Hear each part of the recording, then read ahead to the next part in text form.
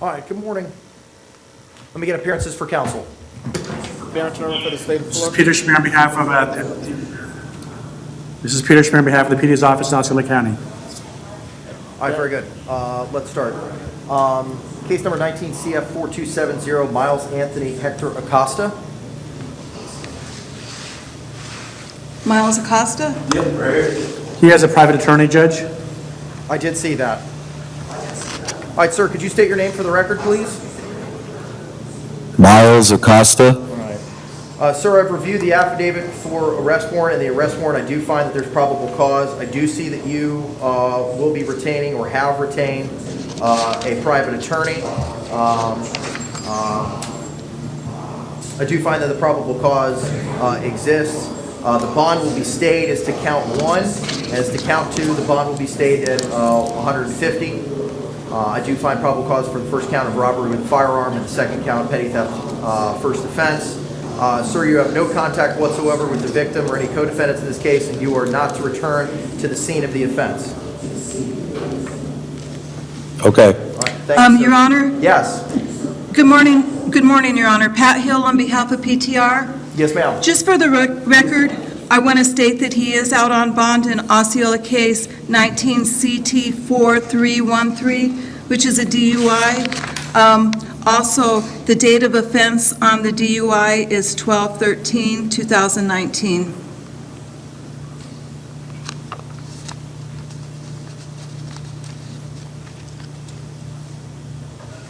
Okay. Court's not going to take any action on 19 CT 4313. There is no bond that's being set on count 1 in the instant case. There is a bond on count 2. Yes, Your Honor. So that's how we're going to handle that one. Thank you very much, sir. Thank you. Luis Aparicio. Judge Mr. Aparicio also has a private attorney. I did see that. Thank you, counsel.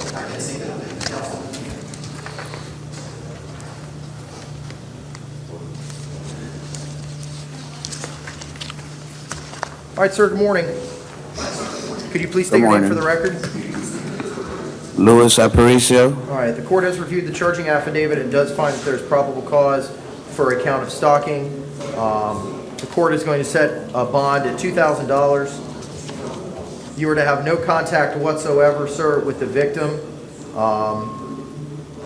Melissa Quintana, and you are not to return to the address of 1201 Muzano Street, apartment A, 107 in Kissimmee, Florida, and you are to continue to maintain separate residences from Miss Quintana. Yes, sir. Thank you, sir. And Your Honor, again, Mr. Aparicio is out on bond in Orange County case 19 CF 010037 for aggravated assault with a deadly weapon, criminal mischief, petty theft, and it is the same victim.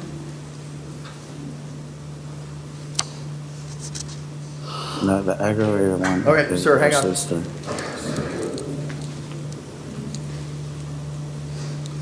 PTR, can you confirm whether or not it's the same victim?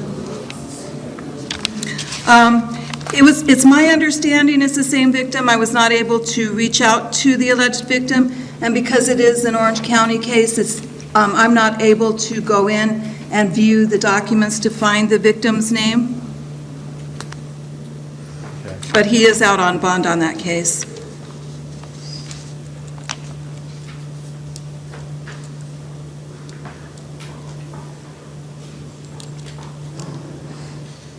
I have nothing here identifying, well, hang on, it does say it's the same victim. Under the information sheet that I have. The court is going to revoke the bond in case number 2019 CF 010037.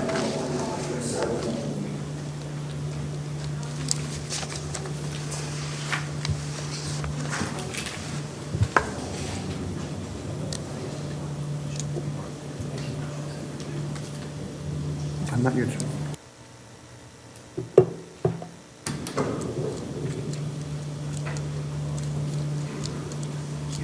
All right, thank you, sir. Joseph Raul Arcelay.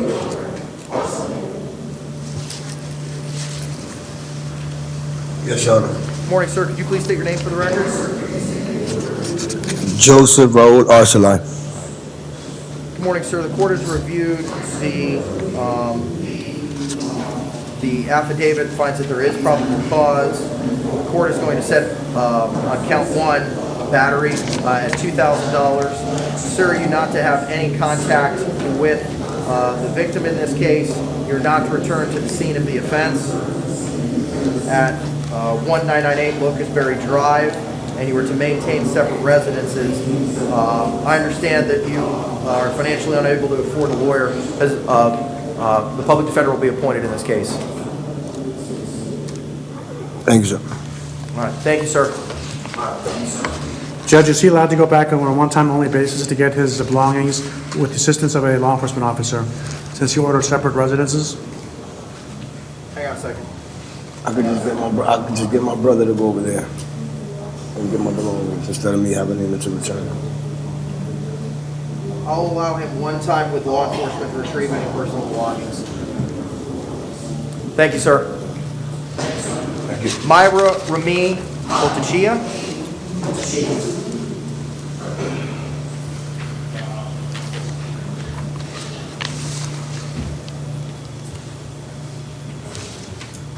Good morning. Good morning, ma'am. Could you please state your name for the record? Myra Marie Bottecchia. Well, thank you. It's Italian.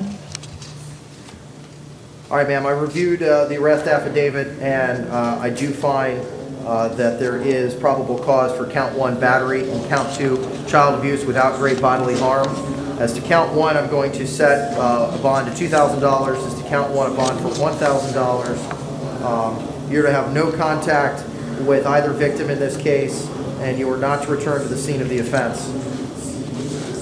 Judge, may I interject for a second? Yes, sir. The alleged victims are her husband as well as her 17-year-old son. Ms. Hill, the PTR officer, both the alleged victims want no hostile contact with Ms. Bottecchia. Are they here to testify and tell me that?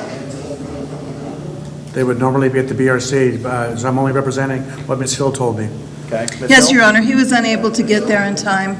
Okay, well, without him being here, I'm hesitant to do that without being able to question him and examine him and his ability to give answers from either victim one or victim two. So the court is going to maintain to not return to the scene of the offense. Yes, Your Honor. Thank you. Thank you, ma'am. Is the PD appointed, Judge? Yes. Is the PD appointed? PD is appointed. Thank you. You'll have an attorney assigned to you to get contact attorney and have the attorney file a motion to modify the condition of the bond.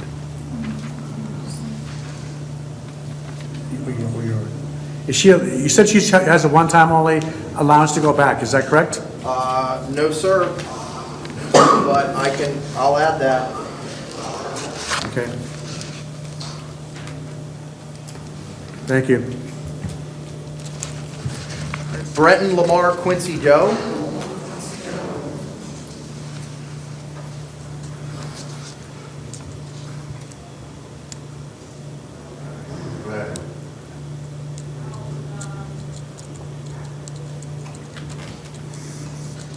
Good morning, sir. Could you please state your name for the record? Vincent Lamar Quincy Doe. Sir, I've reviewed the charging affidavit. I do find that there is probable cause for count one, possession of cocaine, and count two, possession or use of drug paraphernalia. The bonds will be set as to count one at $1,000 and count two as to $500. Does he qualify for representation by the public defenders? The form was blank that I received. Per the clerks, he does qualify, yes. Okay, all right. The court will appoint the public defender. Sir, I'm also going to order that you not consume any drugs or alcohol without a prescription. Thank you, sir. Excuse me, sir. Yes, sir. I can't make the bond. I'll get out on PRR, pre-trial release, sir. I ain't from the county, sir. I'm waiting for Fort Lauderdale, but I've been staying up here, sir. Sir, I understand I've reviewed the information provided by the PTR department, and you do not qualify for direct PTR. So that's something you're going to have to discuss with public defender's office at a later time. I'm not going to be able to do that today, sir.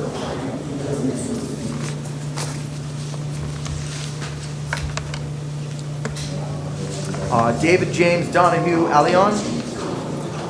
Judge, he refused to come over to the chapel. Okay, we'll reset that matter for tomorrow then.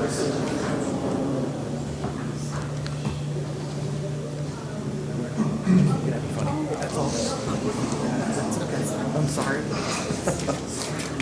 Alberto Rafael Ducos Jr.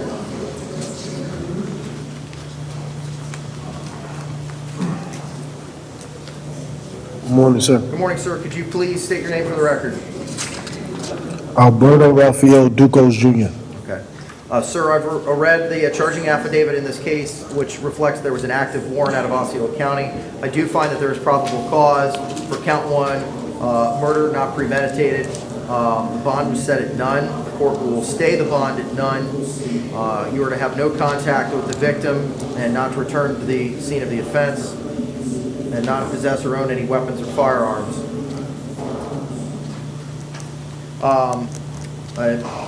I will appoint the public defender. Judge, apparently the clerk's indicate he's above the income guidelines. Oh, okay. The form I received said, I have not received any, the only form I received was the advice to defendant first appearance form, which reflects he's financially unable to afford a lawyer and want one appointed. I don't have his finances. Neither do I. I just know that it was filled out apparently, and the Miss Rubio, the social worker, submitted to the clerks who indicated that Mr. Ducos is above the guidelines. You can always override that, of course. Okay.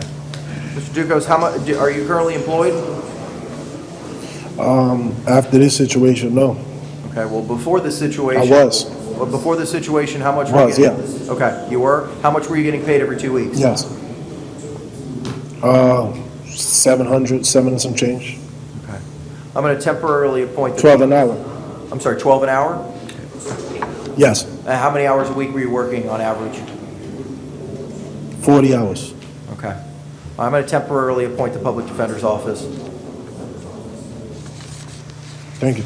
All right, thank you, sir.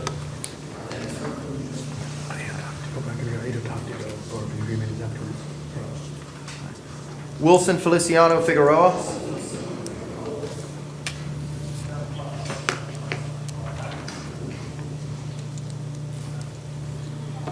Good morning, sir. Could you state your name for the record? Oh, he's the interpreter, Your Honor. Okay. Madam Interpreter?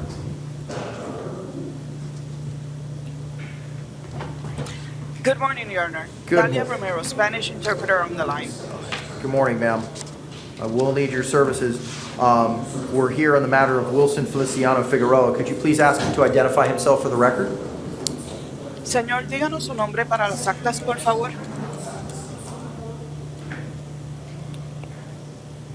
Su nombre, por favor.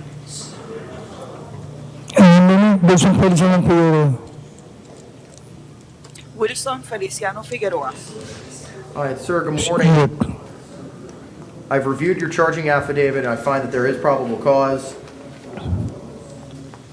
Señor, yo he repasado su affidavit acusatoria y he hallado que hay causas que respaldan la acusación. For count one, possession of cocaine. I'm sorry, Your Honor. Possession of Cocaine, count one.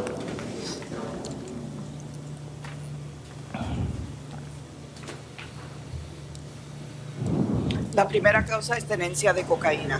I'm going to stay the bond at $1,000 and order you not to consume any alcohol or controlled substances without a prescription. Does he qualify for representation by the Public Defender's Office? Judge, according to the clerk's office, Mr. Feliciano Figueroa, income is above guidelines, so he was denied. Of course, you can always override the clerk's decision. Señor Feliciano, la fianza se mantiene igual de $1,000. Se le ordena a no consumir bebidas alcohólicas y tampoco consumir ningún tipo de drogas ilícitas o medicamentos sin recetas. Está siendo considerado a ver si es que es elegible para la oficina de defensor público. Un momento.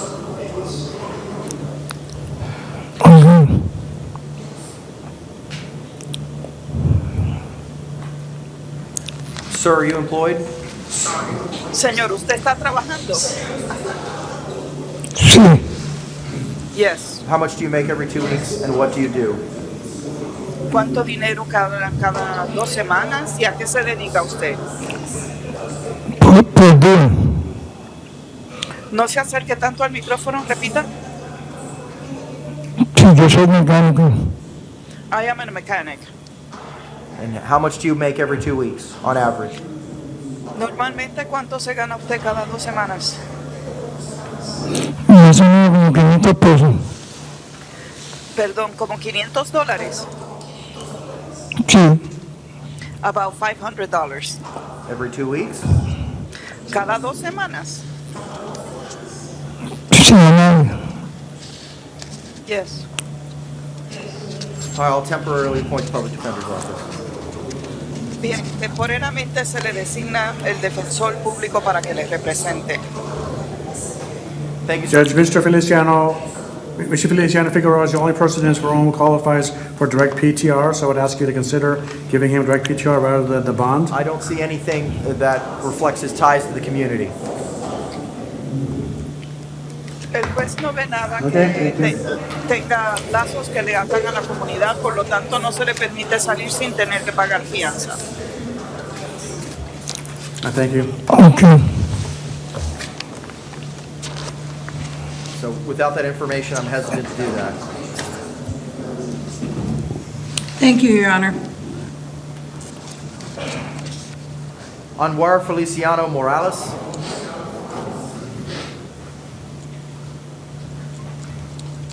Good morning. Good morning, sir. Could you please state your name for the record? Anwar Feliciano Morales. Okay. All right, sir, I've reviewed the charging affidavit in this case, and I do find that there's probable cause for all 5 counts. Count 1, assault with aggravated assault with a deadly weapon. Count 2, aggravated battery with bodily harm. Count 3, aggravated battery with bodily harm. Count 4, battery. Count 5, felony battery by strangulation. I am going to set bonds as count 1 is $2,500, count 2 $3,500, count 3 $3,500, count 4 $2,500, and count 5 $2,500.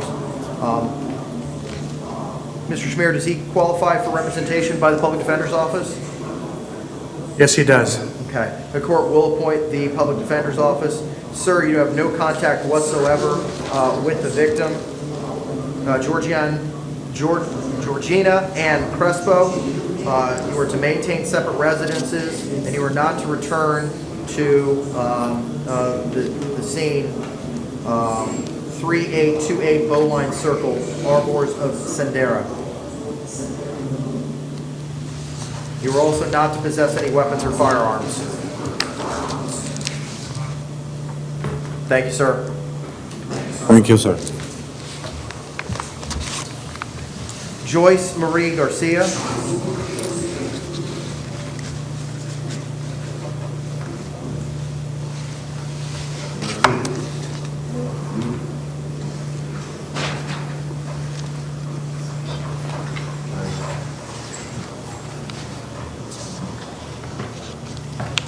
Good morning, ma'am. Could you please state your name for the record? Joyce Garcia. I've read the uniform charging affidavit and find that there is probable cause. There was an active warrant out of Osceola County for your failure to appear. The bond will be stayed at $500. Does she qualify for representation by the PD? Yes, she does. All right. Court will appoint the public defender. Thank you, ma'am.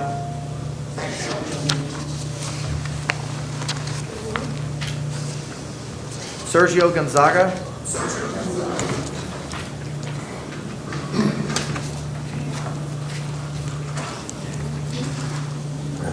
Good morning. Morning, sir. Could you please state your name for the record?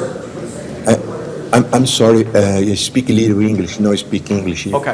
You speak Spanish. No worries. We'll get the Thank you, interpreter. I appreciate it. Madam Interpreter? I'm hearing Oh, you. thank All you. right, Yes, perfect. Your Honor. Could you please ask him to state his name for the record? Señor, por favor, díganos su nombre para las actas. Sergio Gonzaga. Sergio Gonzaga. The court has reviewed the charging affidavit and finds probable cause for all 3 counts. El juez ha repasado la affidavit acusatoria y haya causas por las 3 acusaciones que tiene. Count one, Okay. aggravated assault with a deadly weapon, bond will be set at $2,500. Count two, battery, will be set at $2,500. And count three, kidnapping, will be set at $3,000. Judge, count three is actually a false, The first one. Oh, it's false imprisonment of an adult? Judge, you said count three was kidnapping, it's actually a false imprisonment. False imprisonment not three. of an adult, I apologize. For count three, false imprisonment of an adult, it'll be set at $3,000. Your Honor, what is the bond for the first charge? $2,500, And the charge is, aggravated assault with a deadly weapon. one moment, thank you. Señor, tiene 3 acusaciones. La primera acusación es de amenaza de agresión con un arma mortal. La fianza es de $2,500. La segunda acusación es de agresión. La fianza es de $2,500. La tercera causa es de haber retenido a alguien con pretextos falsos y la fianza en ese caso es de $3,000. Sir, I'm going to order you to have no contact whatsoever with the victim, Rosanna C. Trinidad. Señor, se le ordena que usted no puede tener contacto con la alegada víctima Rosana C. Trinidad. To maintain separate Mi esposa. residence. My ma- wife. I'm sorry, say again? My wife. Mi esposa. Correct, sir. You're going to have no contact whatsoever with your wife. Correcto, E señor. como que eu vou entrar na minha casa? Escuche, Desculpa. Usted no puede, no, un momento. Usted no puede tener ningún tipo de contacto con la señora Rosana Trinidad. Your Honor, the interpreter wants to clarify. I believe he needs a Portuguese interpreter. I want to make sure he's understanding. I do not speak Portuguese, and I want to make sure Sure. he's understanding the conditions. May I? Sure. Señor, usted habla portugués, ¿verdad? Sim, senhora. Ok. El juez le está ordenando que usted no puede tener ningún tipo de contacto con su esposa. ¿Usted entiende esto? Sim, uma pergunta. Como que vou entrar na casa para pegar minhas coisas? He understands, Your Honor, the interpreter in Spanish. He wants to ask how is he supposed to get into his house to get his belongings. I'm going to take care of that right now. Un momento, vamos a resolver eso ahora. Sir, you're not to return to the scene of the offense, 8439 Crystal Cove Loop in Kissimmee, Florida, but I am going to allow you to return one time with law enforcement to retrieve any belongings, and you must maintain a separate residence from your wife. Señor, a usted no puede regresar al lugar de los hechos, a la residencia que está en el 8439 de la Crystal Lake en Kissimmee, Florida. Pero se le va a permitir regresar a la casa una sola vez acompañado de los agentes de la policía a retirar sus artículos personales. Una sola vez acompañado de la policía. Ok. Thank you, sir. E como, I'm Gracias, sorry. senhor. Como que eu pago a fiança agora? Como How eu do vou I pay the pagar? bond now? How can I pay that now? The public defender's been appointed. You're going to have that conversation with him. I'm not allowed to answer that question. Yo no puedo contestar esa pregunta. El abogado defensor público se le ha designado. Hable con él, por favor.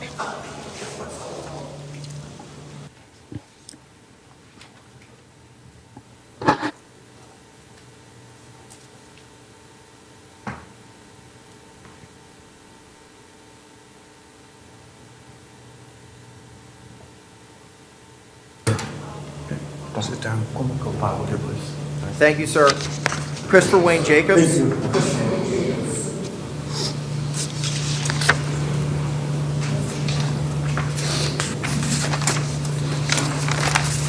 Morning. Morning, sir. You're here on a violation of probation from an out-of-county warrant from Pinellas County. Sir, under the, I do find that there is probable cause.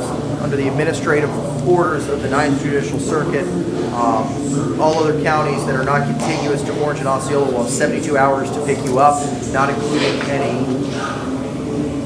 holidays or weekends. So if Pinellas County has not picked you up within 72 hours, not including holidays and weekends, you'll appear before another judge. Okay? The bond will be Is there stayed. any way I can get an ROR? No, sir, the bond will be stayed at none.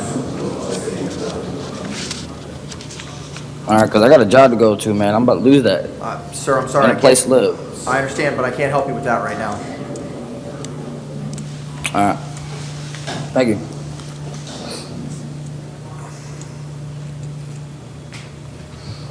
Dana Renee Long.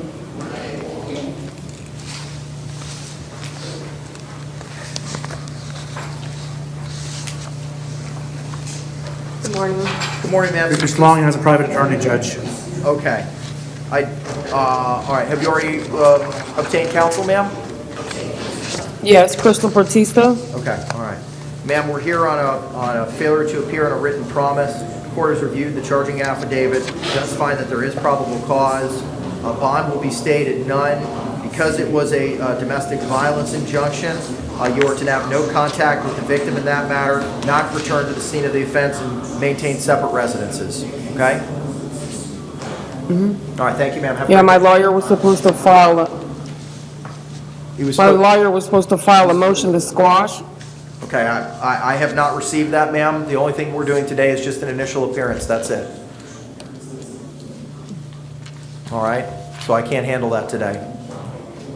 All right, thank you. Thank you.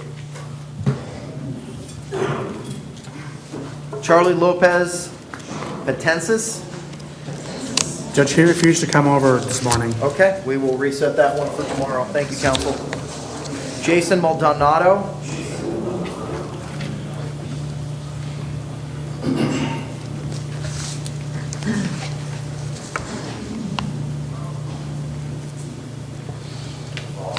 Good morning, sir. Could you please state your name for the record? Jason Maldonado. All right, sir, we're here on a failure to appear. There was a warrant for your arrest. The court finds that there is probable cause and will stay the bond at none. Judge, I would ask you to consider giving him a bond. Apparently, he failed to appear at a determination of counsel hearing, not at a regular pretrial or arraignment type of a situation. What was the So counseling, given what was that, the counseling hearing for? it was a determination of counsel apparently, based on the paperwork. Right, So he was supposed to come to court I see that, to but see whether or not what, he qualifies for it. but what type of counseling? No, not counsel, counseling, determination of counsel. So he was supposed to go to court to determine whether he was indigent to get the PD, apparently. That's what the DOC would be for. And I never got that one, that they served me the loop levy. That's what I got. And again, I don't have the paperwork, but apparently he was in jail on a VOP at the time of the determination of counsel hearing. Is, with regard to the VOP, can you advise us to the status on that? He's told me that he's finished his sentence on the VOP. 30 days. I completed 30 days. So he's only being held right now on the failure to appear for not showing up at the determination of counsel hearing. And I do have a counsel because his name is Levy, and I was supposed to go to court on the 29th of January. That's the date I had when I was incarcerated in here. I'm hesitant to do anything just because the initial appearance information sheet shows nothing on it for what his ties to the community are or nothing. So if you do have counsel, he can always file a motion to change the bond amount. But for right now, I'm going to stay it at none. All right, thank you, sir. Jermaine Edward Peterman.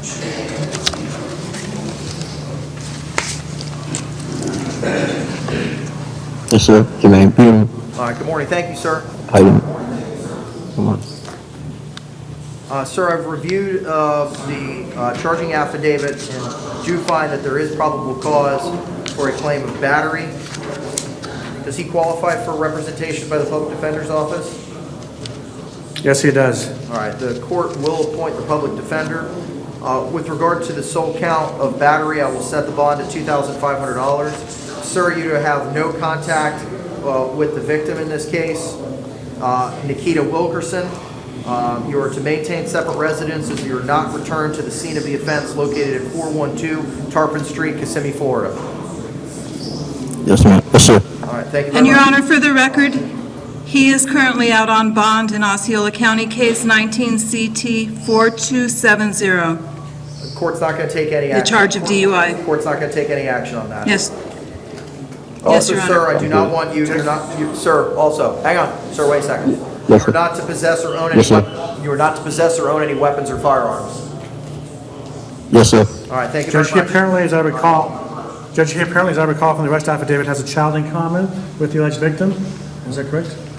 No, I'm sorry, different client. Pardon me. I didn't see that, okay. Letitia Unique Robinson.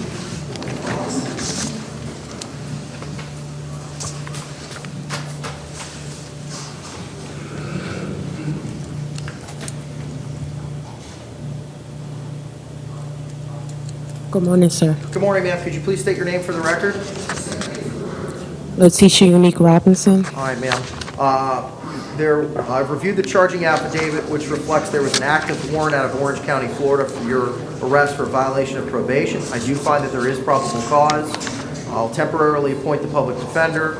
I'm going to set the bond at none. Under the admin orders, ma'am. Go ahead, counsel. I'm sorry, I would ask that you defer the appointment. It ends up confusing the office because we, even though we're the same offices in Orange County, we'll end up sending a letter to Ms.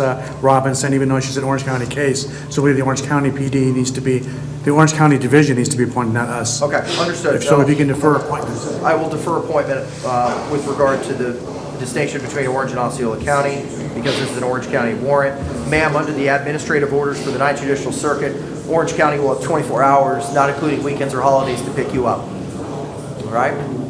Okay. Thank you, ma'am. Have a great Thank day. Tyus Santiago Goncalves.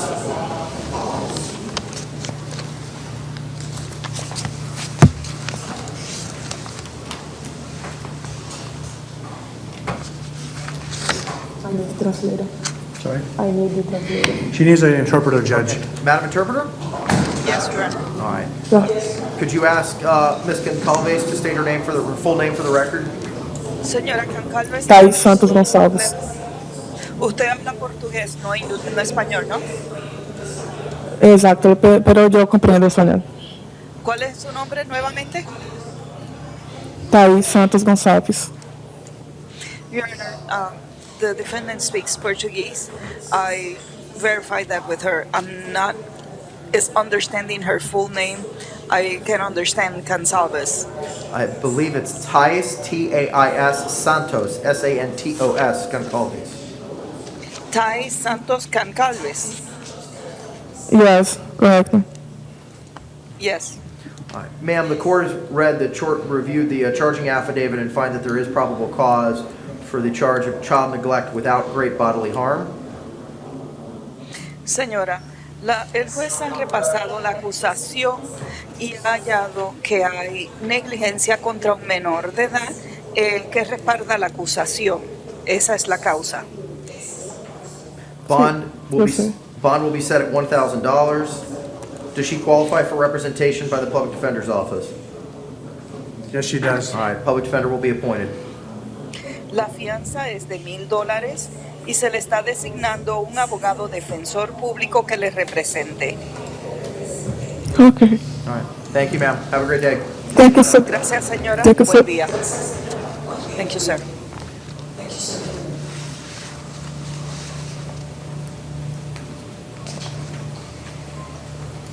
Jamokinat Tipton.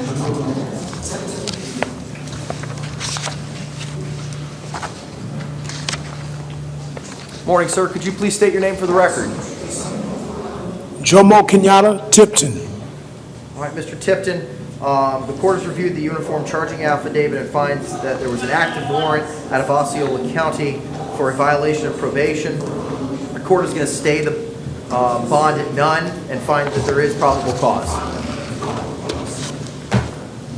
Thank you, sir. Judge, is the PD appointed? I don't have his finances.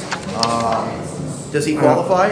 Per the clerk's Per the clerks, he does Then I qualify. will appoint the public defender's office. Thanks, sir. Yes, sir. Nicole Hope Torres.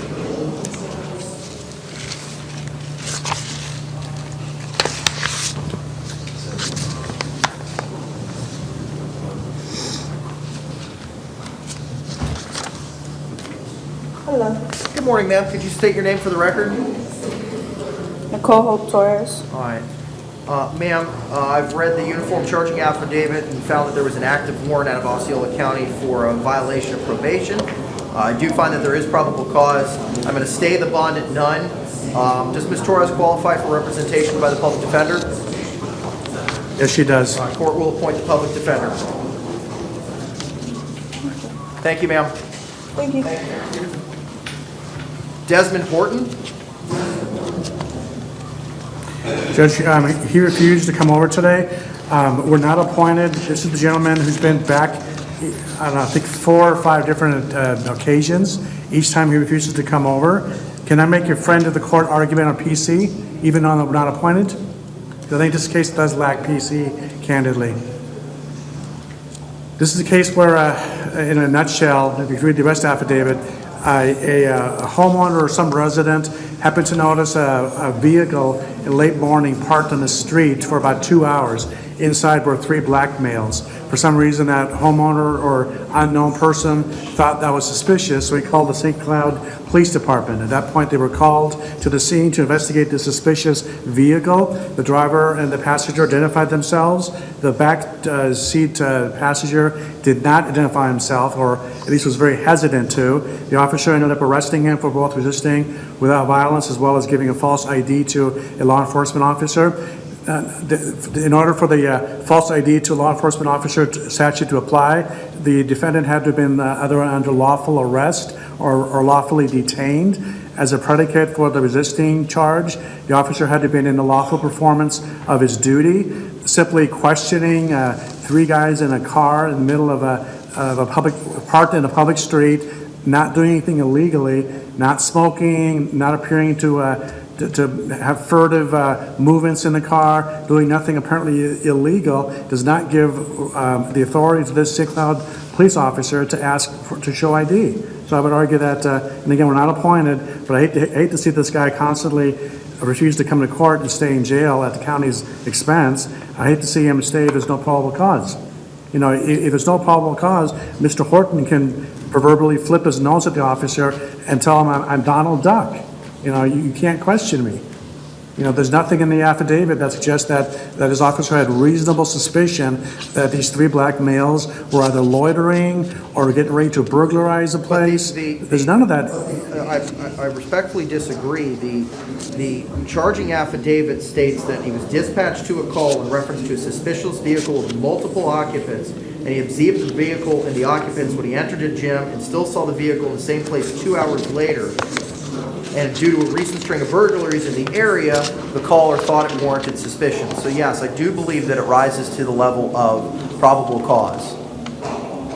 But again, respectfully, just because they're in a high crime area does not give the officer carte blanche. It doesn't give him reasonable suspicion. If these gentlemen were doing something to warrant reasonable suspicion, I understand. But there's nothing in a tip that was made by the citizen to the officers that suggests that Horton and the other 2 guys were doing something illegal.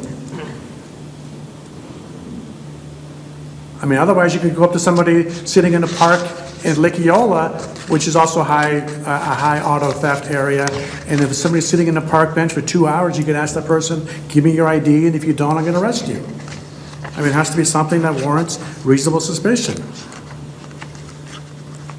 And again, I'm only making an argument because I hate to see this guy just constantly stay in jail for whatever reason, not wanting to give his name or something, when there's arguably no PC, but the court may disagree. I disagree. I do find that there is probable cause. We'll just reset it. I mean, all he's got to do is show up and give his name. I mean, he may be able to get out as well. Okay. Ernest Todd Keene.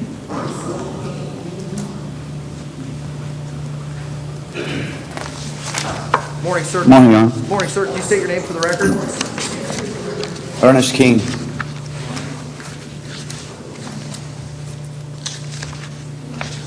Sir, you were picked up for active warrant in Osceola County for what looks like a failure to appear for a violation of probation. The court's going to stay the bond at none and does find that there is probable cause. Mr. Schmier, because I think this is an Orange County VOP, am I in a position to appoint you?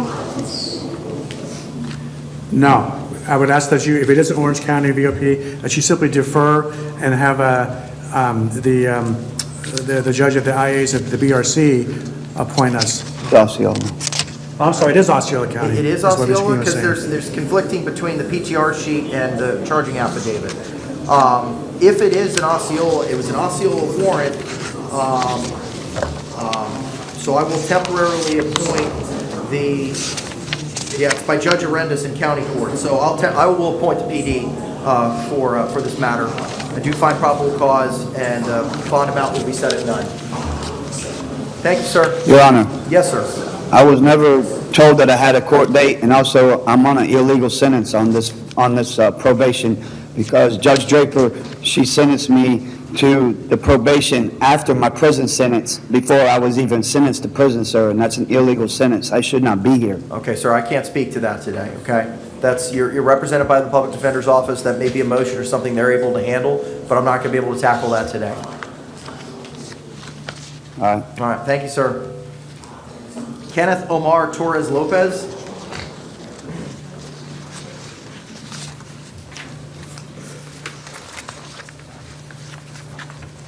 All right, good morning, sir. Could you state your name for the record? Kenneth George Lopez. All right. Sir, I've reviewed the charging affidavit. You were arrested on an active warrant out of Orange County, Florida for a violation of probation. I do find that there is probable cause. I will stay the bond at none. I'm not going to be in a position to appoint the public defender because it's an Orange County matter, so I'll defer on that until you arrive up here for initial appearance. Under the admin order, you'll have 24 hours, not including weekends or holidays, to be transported from Osceola County to Orange County. Okay? Thank you. All right, thank you, sir. All right, Alan Mateo Joseph.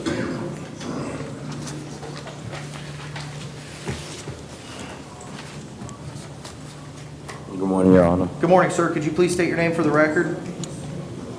Alan Joseph. All right, sir. The court has reviewed the charging affidavit in this case, and there was originally a felony warrant that was issued for your arrest. So I do find that there is probable cause for all 6 counts. Count 1, robbery with a firearm. Count 2, aggravated assault with a deadly weapon. Count 3, petty theft. Count 4, credit card fraud. Count 5, the use of an ID without another's consent. And count 6, possession of stolen credit cards or debit cards. I don't have a copy of the warrant here. Mr. Irving, were you able to obtain a copy of that warrant? No, Your Honor. Okay, all right.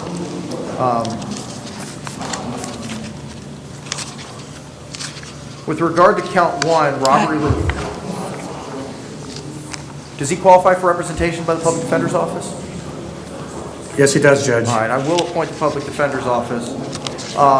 Mr. Schmier, the robbery with a firearm, it potentially is a punishable by life felony.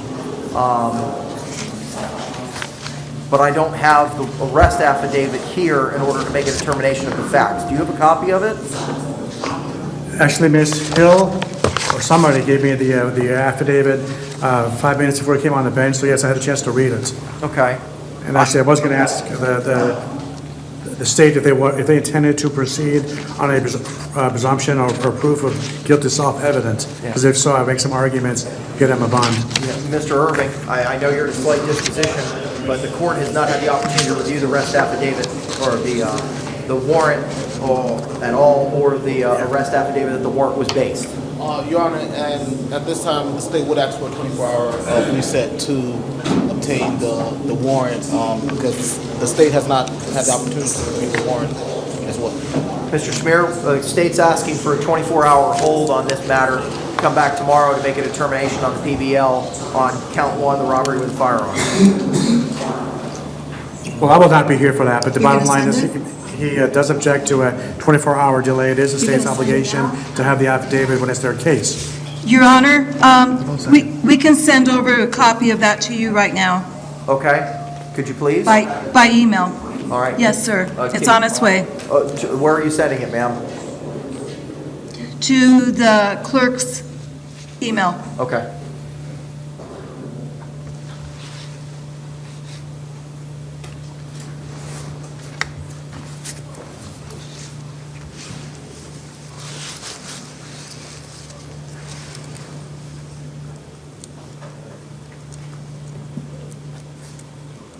Judge, while we're waiting, Judge? Yes, sir. So while you're waiting, do you want to take some proffers of testimony from Mr. Joseph, who's under the case law? We're not conceding this, but even if you were to find that there's a presumption of guilt in this case, you're still entitled to give a bond if you so wish. You have discretion. So while we're just looking at each other, doing nothing, do you want to just take some testimony? I'm fine from with Mr. that. Joseph as to his commitment? I'm fine with that, All counsel. right. Best use of our time. Okay. Can we proceed? Yes, sir. Mr. Joseph needs to be sworn in first. Okay. Sir, can you raise your right hand? Madam Clerk, can you swear him in? Do you swear to translate, do you swear affirm the testimony you're about to give, share with the truth, the whole truth, and nothing but the truth? Yes, ma'am. Counsel, you may inquire. Mr. Joseph, if you were to get a bond and get released on this case, where would you be living at? 258 at Bosbury Drive with my mother, Who else lives at this address? my sister, and my nephew, and my aunt, What is your sister's name? Claudie Joseph, And your nephew? King Caleb Joseph. And what about your aunt? My aunt is Marta DeSaint. So are there a total of 5 people living at this address? Yes, ma'am. How Yes, long sir. have you lived at this address before? A little over a year now. Were you born in Florida? Yes, sir. Where? Orlando, Florida. You lived here your entire life, is that correct? Yes, sir. How many family members do you have living in the area? In the area of Osceola, none. Well, Orange County included. Orange County, I have multiple cousins. My father stays in Orlando. Aunts, I have a lot of family members in Orlando. Which high school did you attend to? Last high school I attended was Loma Charter High School, and before that was Boone High School. Did you finish 11th grade? My plan after I moved to Osceola was to finish at a credit recovery so I can be done with high school. When you got picked up on this case just a couple of days ago, were you working? Yes, sir. Where were you working at? Adidas. Doing what? I'm a stock associate. How long had you been working there? 9 months now. Do you work there full-time or part-time? Part-time. I actually work tomorrow morning. How much does your job pay? Hourly, I get paid 10 an hour, and usually I get from 25 to 30 hours a week. If you get released today or tomorrow, would your job still be waiting for you? My job actually has called me and asked me to come in like multiple times to catch more shifts. Most definitely they will let me come back. When you said that you have multiple family members living in the area, approximately how many would that be? In the area, in Osceola, my mom has a friend that actually stays nearby, and that's about the only family member. She's like a family member. That's about the only one that's in the area. But in Orange County, I can. There's multiple family members that I can stay with in Orange County. Would, if the court were to impose restrictions on you, such as curfew, no alcohol, no gun ownership, would you agree to abide, which means to obey those conditions? Most definitely, I would. Good, thank you. Nothing further, Judge.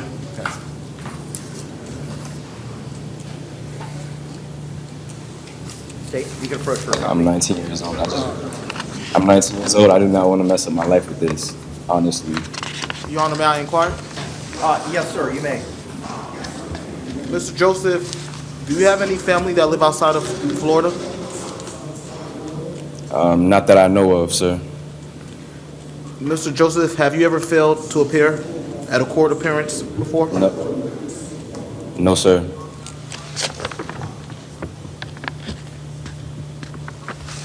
Thank you, Your Honor. The state has no further questions. Okay, so let me review this.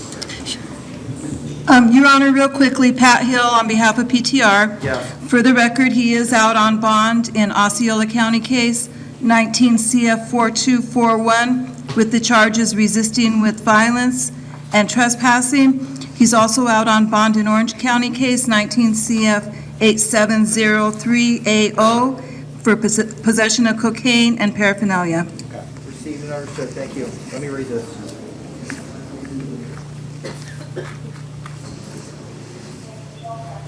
I actually have court on the 10th for that.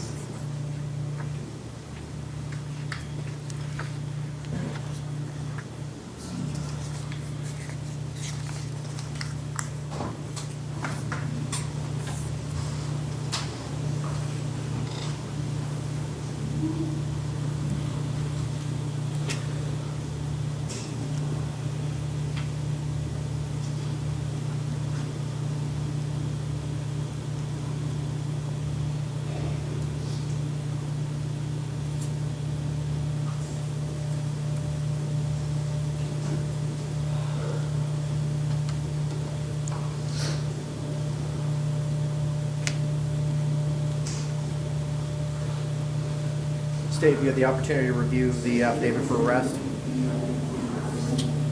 Yes, I have, Your Honor. Okay, what's your argument to establish presumption grade? Your Honor, the state would argue that two victims have stated that the defendant, in this point, in this case, held them at gunpoint and forcefully took their phone from them.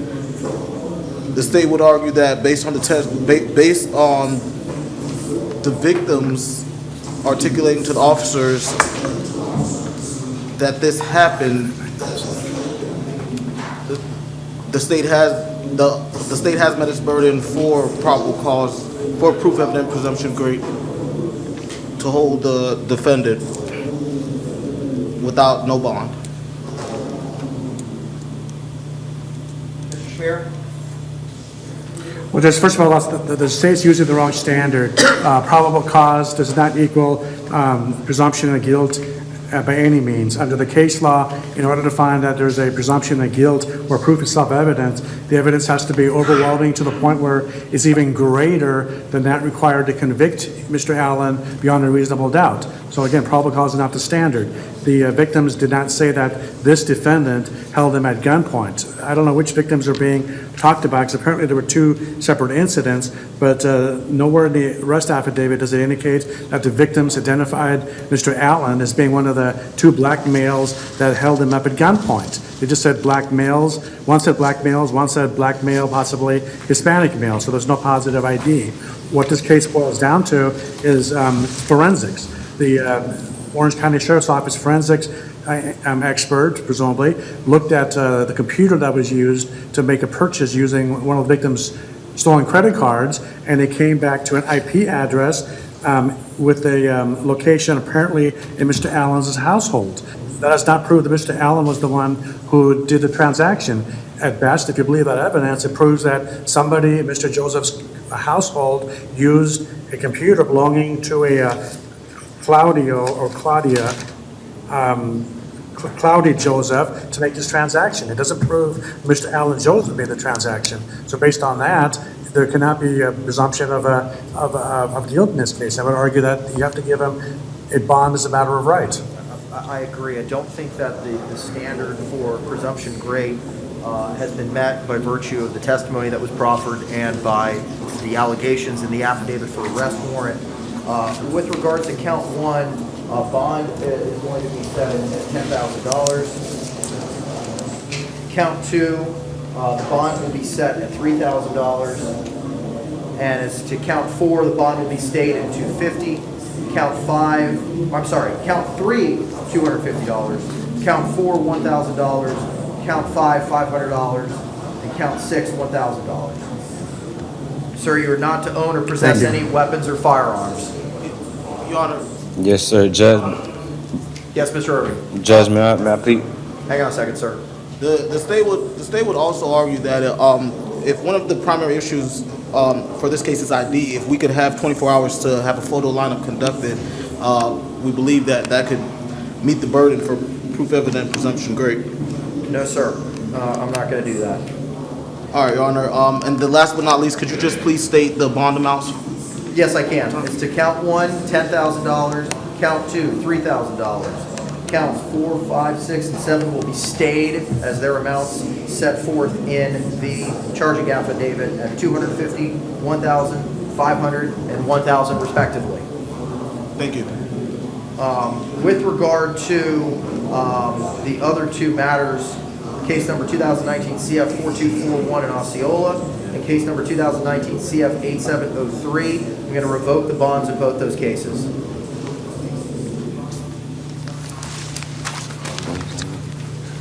You don't have bond on those. We don't. He took away the bonds.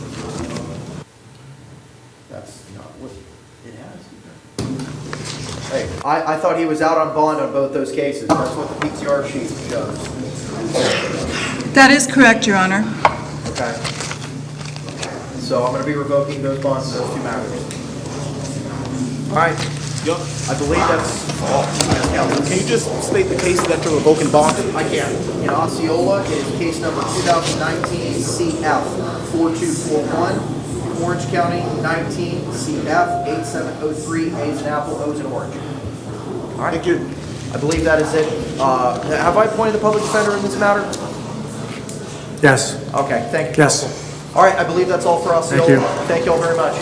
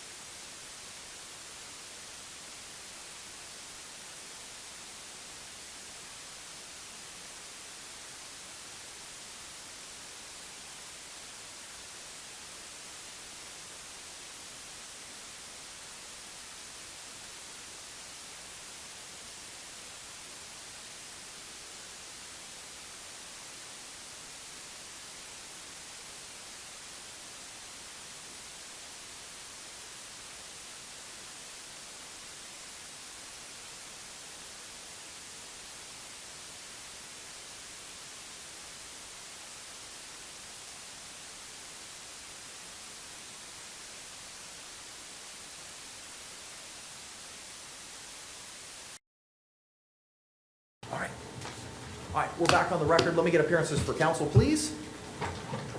Fair attorney for the state.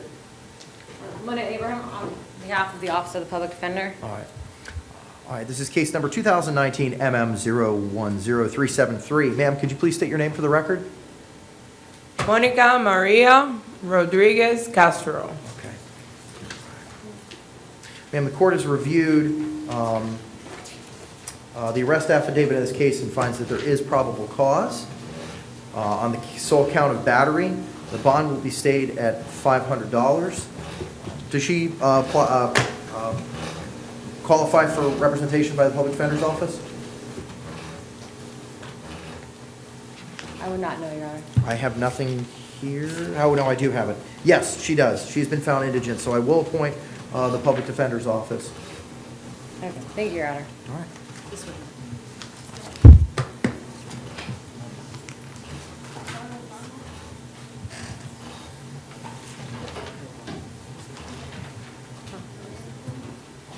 The bond was at 500, correct? 500. 500.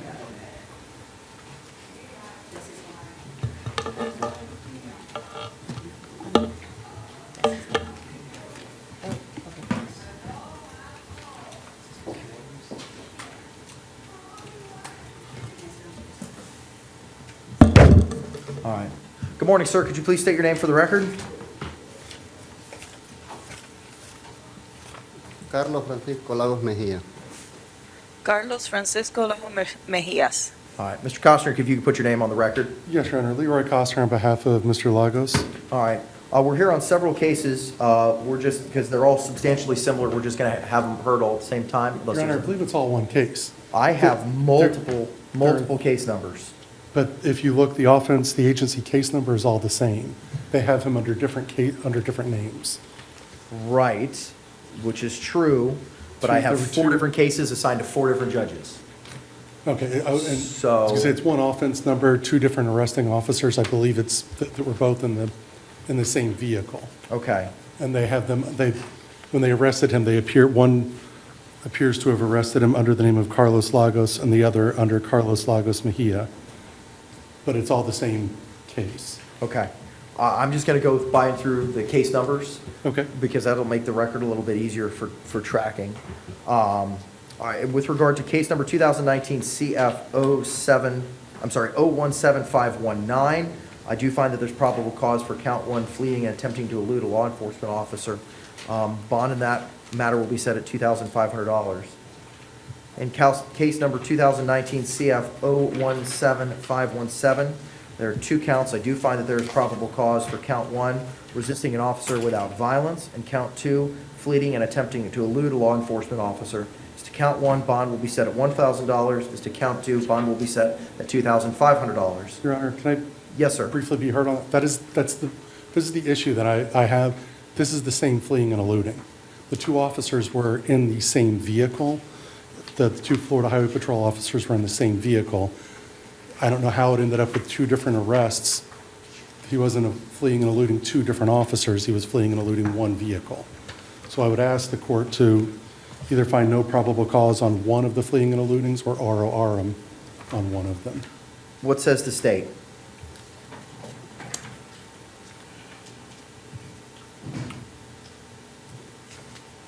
And, Your Honor, looking at the arrest affidavits, both of them list the agency case number as 19OF118294. I do see that. Both arrests. Yes. But I agree, they do have two different arrest names and two different case numbers, but it is the same case. Yes, Your Honor. The state is in agreement that it is the same case. However, I would object to the defendant being released on our. Well, it was just on one of the two fleeing and eludings, an ROR, or finding no probable cause, since it's essentially would be setting a bond twice for the same activity.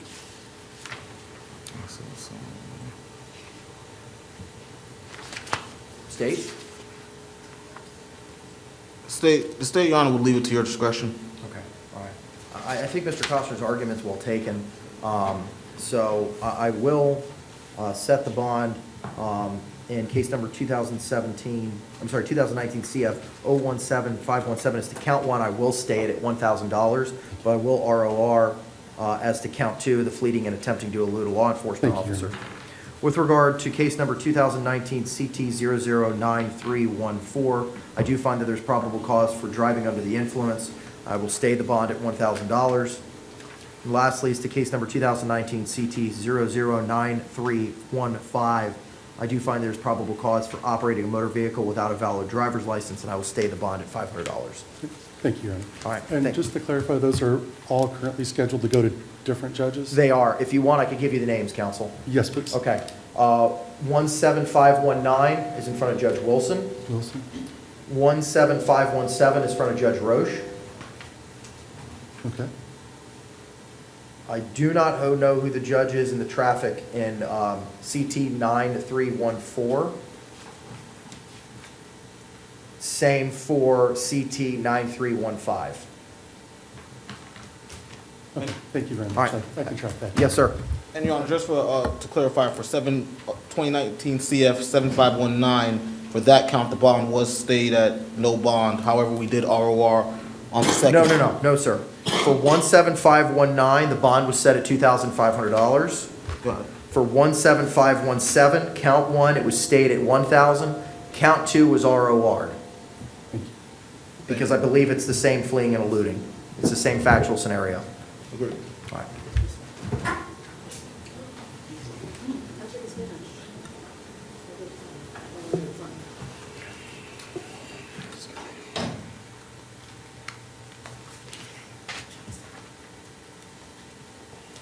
Morning, sir. Could you please Good state your morning, name my for name the is record? Ignacio Perez Cruz. Okay.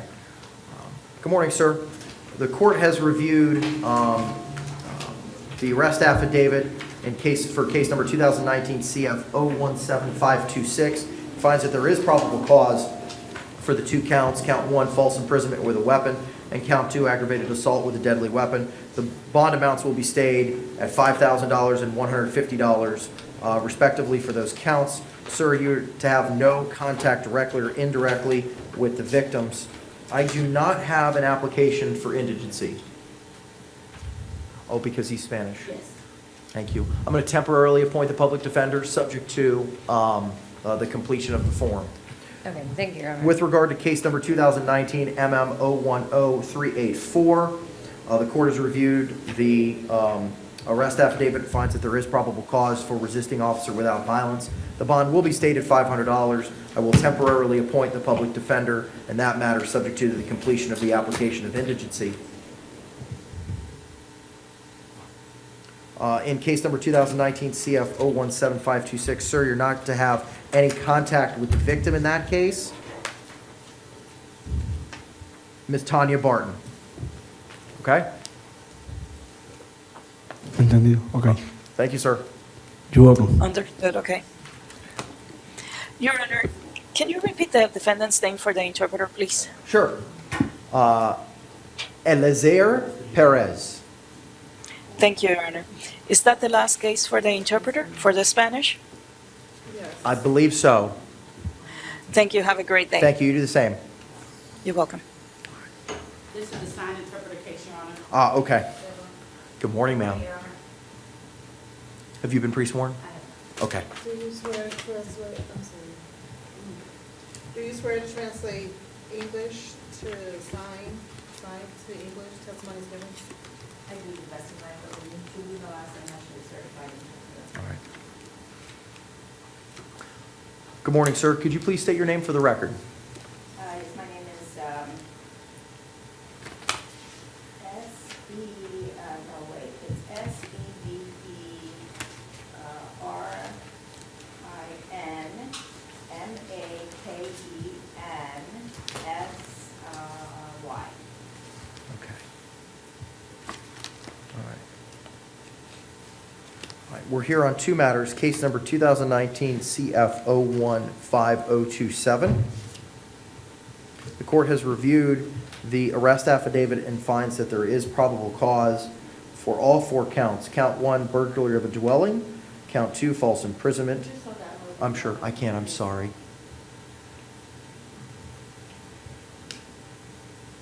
Okay, count 1, count 2. Count 2, false imprisonment, dating violence.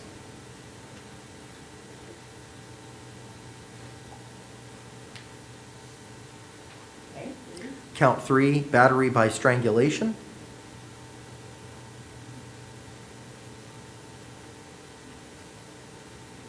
Count 4, criminal mischief less than $200.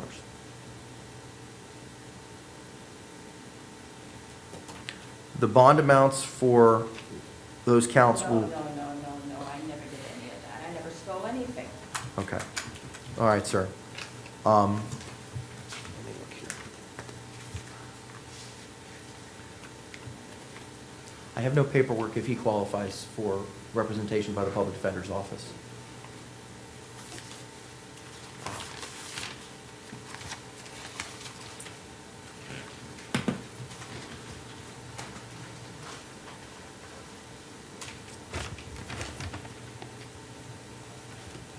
All right. I've reviewed the application for criminal indigency status, and it reflects that he has $0 in take-home pay. The court will appoint the public defender's office. Is that the both cases, Your Honor? It is. We'll get to the second case momentarily. In the first case, 15027, the court will set bond as follows. Count 1, $5,000. Count 2, $2,500. Count 3, $2,500. And count 4, the bond will be stayed at $500. Sir, you are to have no contact directly with the victim in this case. Tynesha Leslie Roberts. You are not to return to the scene at 917 Ferndale Road.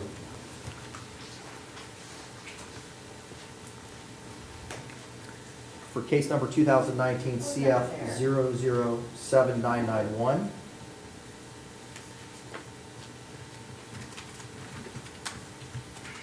The court has reviewed the arrest affidavit and finds that there is probable cause for the failure to appear.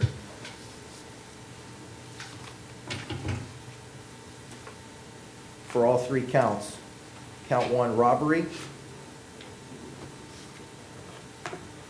Count 2, tampering with a witness.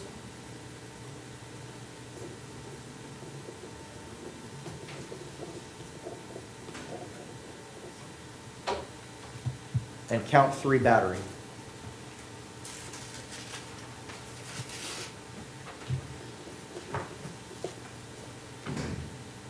The bonds will be stayed at none. And I will appoint the public defender.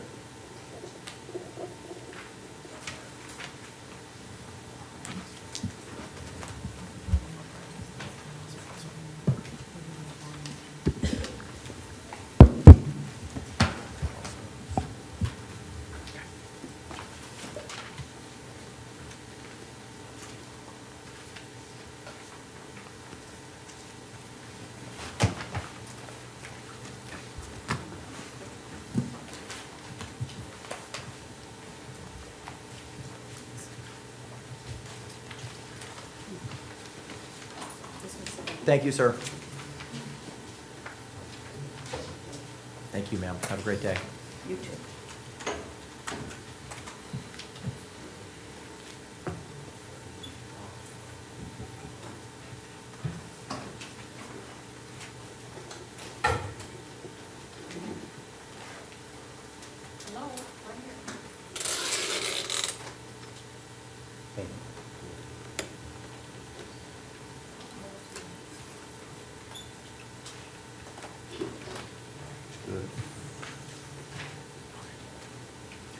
Good morning, sir. Could you please state your name for the record? Thaddeus Douglas, sir. Good morning, sir. Good morning. We're here on case number 2019 CF 017541. The court has reviewed the arrest affidavit and finds that there is probable cause for the sole count of aggravated battery on a pregnant person. The court is going to set bond in that matter at $3,000. I've also reviewed the application for criminal indigent status, and I will appoint the public defender to represent you in that matter. Also, sir, you're to have no contact directly or indirectly with the victim in that case, Miss Imani Douglas, and please continue to maintain separate residences. Yes, sir.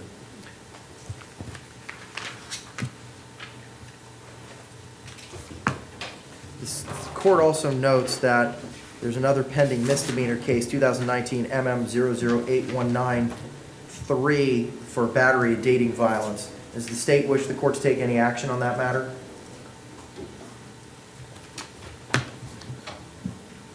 Your Honor, the state would ask if there's a bond set that the bond be revoked for that case. Public defender, any argument on that? Your Honor, our office actually had to conflict off of that case. It's already been reappointed to a private attorney. Okay. So if we could take no action on that, so that,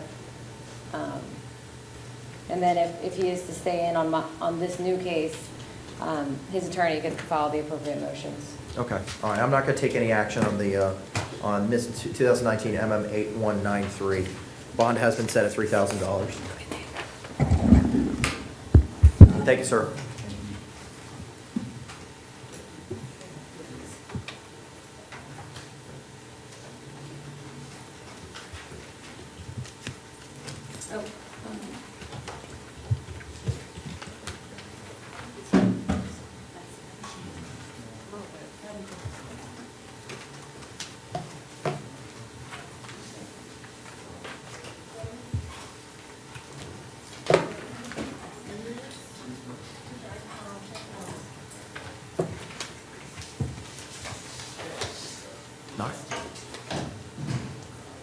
We're bringing up Mr. Bermudez.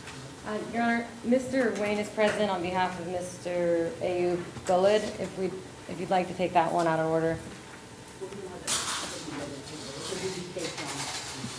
Oh, I haven't gotten there yet.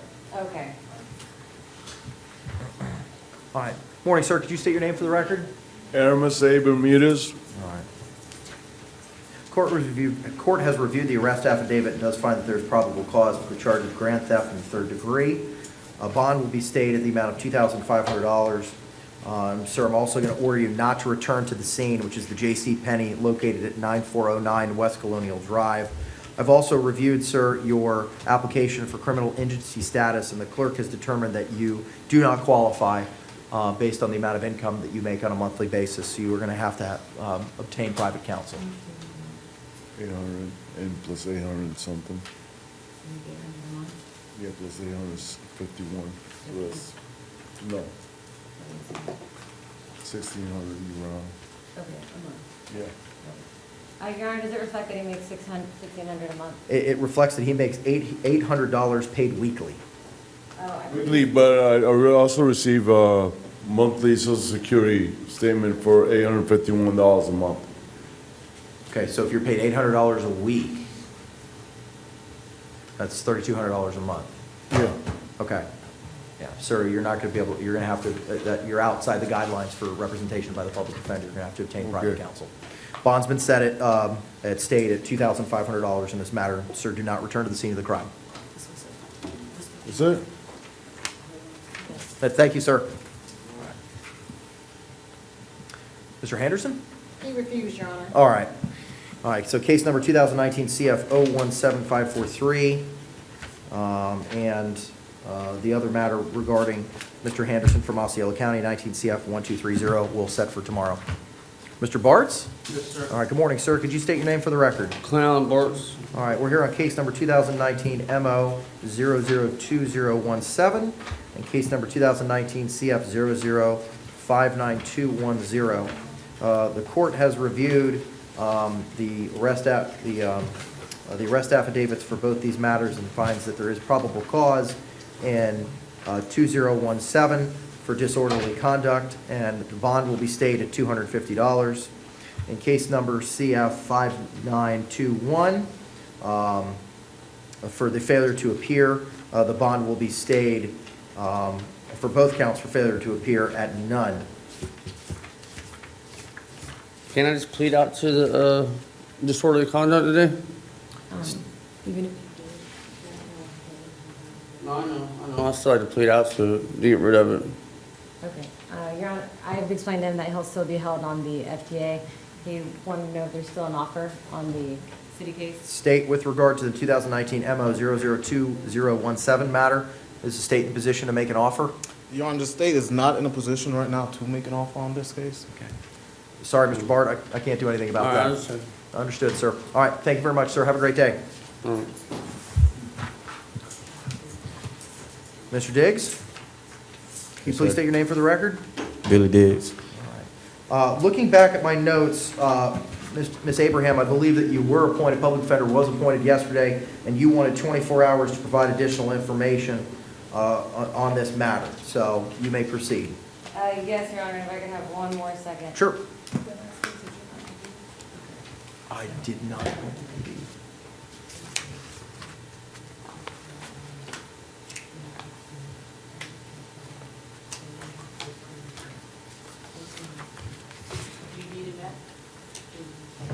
Yeah, I'll need Mr. Bart's back.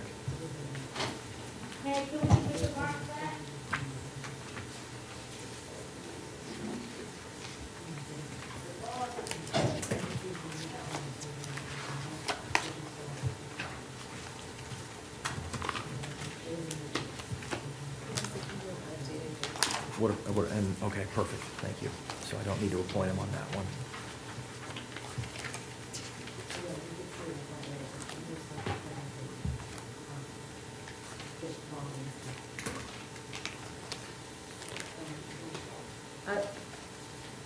Your Honor, I explained to him what the mix-up was. He did in fact plead to a petty theft from the same alleged location back in 2017. And this happens to be a different date that's listed. Okay.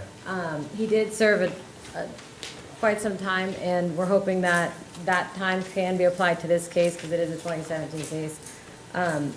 Would it be possible to release him on his own recognizance? I will get his contact information so that his public defender can keep in touch with him. State? The state would object to the defendant being released on ROR. The state has not been fully advised of all the conditions entitled that would enable the defendant to be released.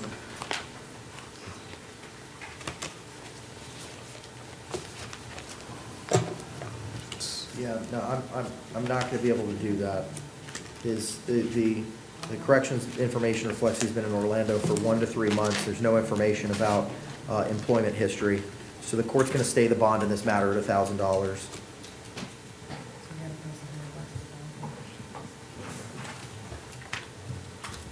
All right, heading back to Mr. Bart's case number 2019 MO002017. Ms. Abraham, do you know if your office is representing him in the other matter? But I did not appoint a public defender in this MO case. And I'm sorry, what was the case number? 2019 MO002017. And that's Bart's? Yes. Do you have a court date for this? Not yet, sir. I'm sorry, what was the question? If he can be represented by the public defender in that matter. Yeah, I would hope so. Okay, good. Yeah, All right, okay, I'll thank appoint the you. public defender in that matter. All right, thank you, Mr. Bartz. That was it. Okay.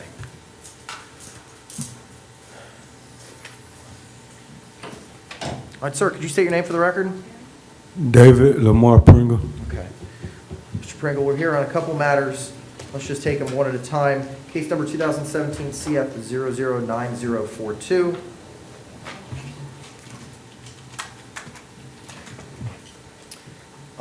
It is a violation of probation matter. Has a public defender been appointed in that one already previously?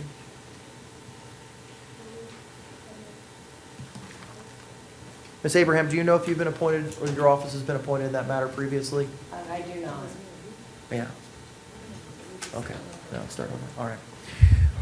The court is going to find that there is probable cause and going to stay the bond at none is to both counts, burglary of a dwelling and grand theft, third degree, and the violation of probation for both those. I will appoint the public defender as I do find he is indigent on his application. With regard to case number 2019 CF 000703, the court has reviewed the file and finds that there is probable cause for violation of probation for carrying a concealed firearm, and I will appoint the public defender in that matter, and the bond is stayed at none. The last case, 2019 CF 016571, court has reviewed the arrest affidavit and finds that there is probable cause for sole count of dealing in stolen property. I will stay the bond at $5,000, and I will appoint a public defender. Thank you, Your Honor. Thank you. Is this all? Okay, there we go. That all goes together.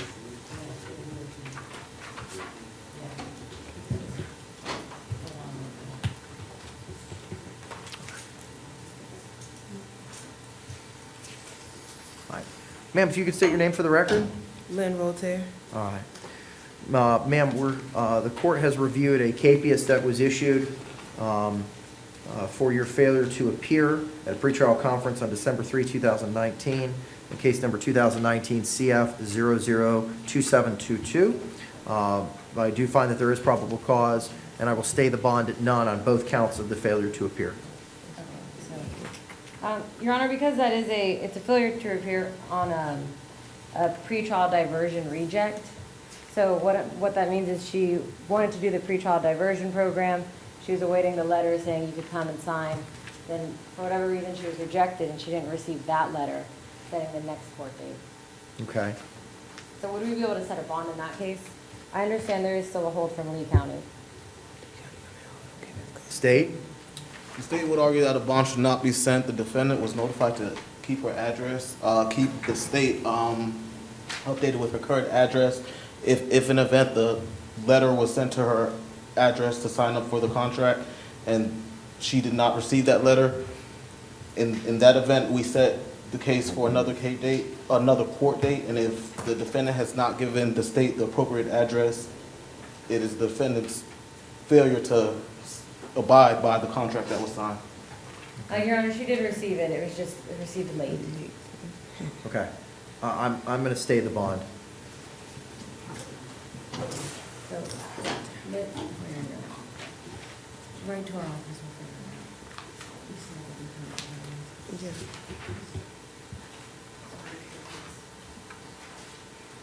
Ma'am, good morning. If you could state your name for the record, please. Lisa Kitron. Ma'am, we're here on an out-of-county warrant from Seminole County. The court has reviewed it and does find that there is probable cause. I'm going to stay the bond at $500 because that's what the records reflect. Seminole County will have 24 hours to pick you up, not including weekends or holidays. Okay.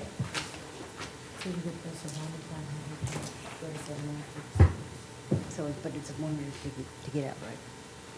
Yeah. Okay, so that bond, and my bond was already posted Okay. yesterday, Okay. so. So hopefully it's Tuesday. That's the only thing holding you here. Is the bond. Yeah, yeah. So you're good, you should be good to go. Okay, Yeah, so. the bond from Seminole County reflects it's $500, so the court's going to Yeah, accept it that was already bond. posted yesterday, so. Oh, okay. Well, This- then- You might have had this court date holding you. Okay. Now that you had it, you should be good. Okay. Okay, all right. Thank you very much. All right, that's all for this morning. I gotta go back and read everything else. So as soon as I'm done with it, we'll be back to work, okay? Okay, did you want Mr. Wayne's case? I don't have any of his paperwork in front of me. So if Oh, somebody's okay. able to provide me the paperwork, I'll do it right now, sure. Okay. I don't have the paperwork. I know the victim is present. I don't see any victims here. Is this a VOP? What is it? It's a domestic violence case. Is this the battery on the pregnant person? Okay. What's the case, counsel? Or who are the players? The defendant is Ayub Yassin Guled, Guled. Okay. I'm sorry, say again? Okay, all right. Give me a couple minutes, counsel. Let me, because I've got another witness who's downstairs as well on another matter. Let me read those both, and then we'll come back and I'll read everything else. We'll take another recess to tackle everything else in the docket. So let me go back and read this one, and then we'll go from there. All right? Appreciate it. Thank you. Yeah, so give me like 5 minutes to read that, and then we'll be in short recess to tackle Mr. Goulet's matter, and then we'll go from there. All right? Thank you very much. We're in short recess.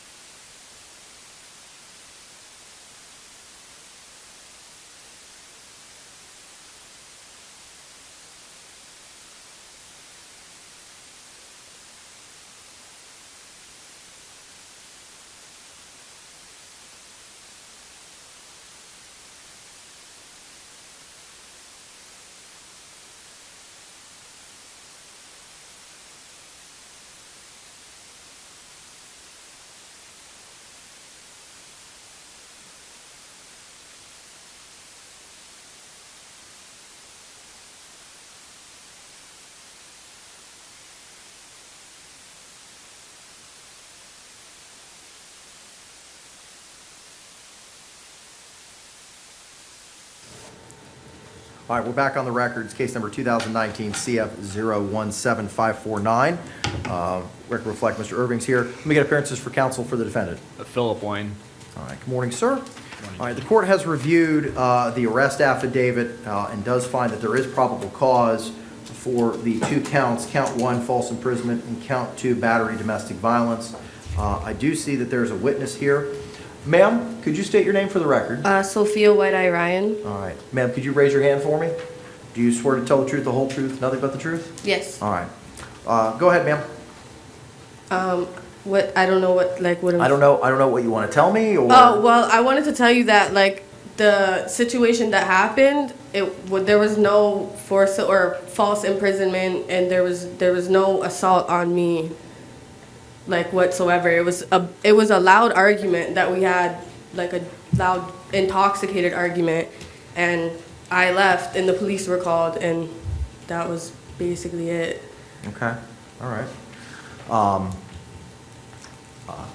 Counsel for the defendant, do you have any questions to ask of the witness?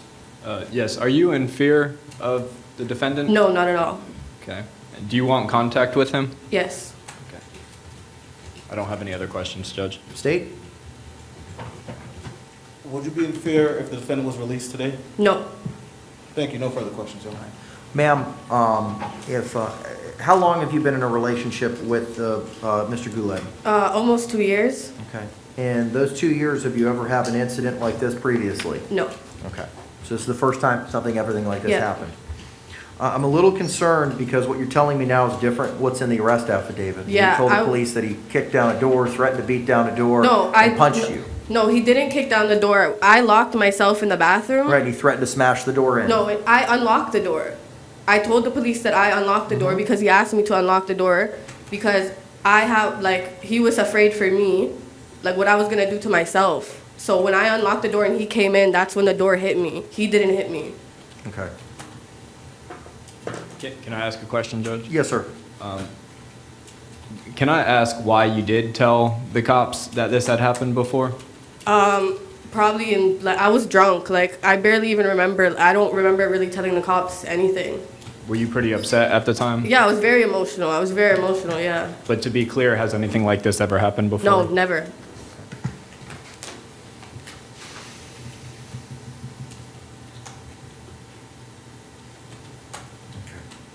State anything further? Your Honor, I would just ask that based on the witness testimony that it would be okay for a bond to be set in this case. I have a feeling I know what you're going to ask for, sir, but go ahead. Well, yes, Judge. So first, we would ask for a bond. My client has no criminal history, so we would ask for a reasonable bond, $2,500, $3,500. We would also ask that he be able to have contact, or if the court is more comfortable with no hostile contact with the victim. The court is going to set a bond. We're going to tackle that in just a second. State, what's your opinion with regard to no hostile contact between the accused and the victim? The state would like to have no contact at all between the accused and the victim until we can figure out the facts of this case and determine what statements are true and what statements are not. The state is just a little concerned that if we allow the accused and the victim to have contact, that we may end up in the same situation that Charles said. I tend to agree.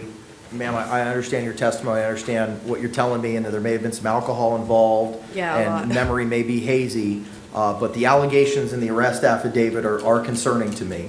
And I am going to grant a bond. As to count 1, it'll be $3,000. As to count 2, $2,500. And for the moment, I'm going to allow no direct or indirect contact, and there must be maintenance of separate residences. I'm sorry, Judge, can I just be heard one more time on this matter? Sure. Okay.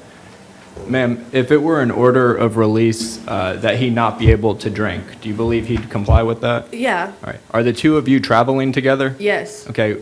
Do you actually have a place to stay right now? No. Who are you going to be trying to get a place to stay with? Well, we were trying to get a place to stay together. All right. And when you came here today, do you have your suitcase outside with you? Yeah, my luggage is in the lobby, like by the front. I don't have anything. Without him, do you have anywhere to go? No.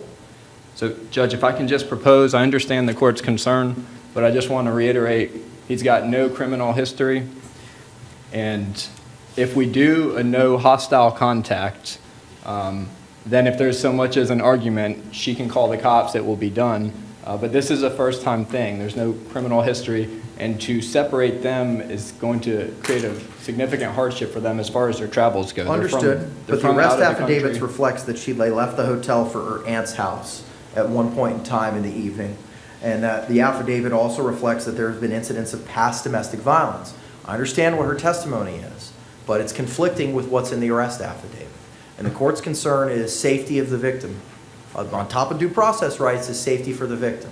What if we did maintain separate residences, right? So that way, while they're traveling together, trying to figure out, are they staying here, where are they going, they can communicate about how to travel, but stay in different residences. That way, if they do wind up at a hotel, they can get different hotel rooms.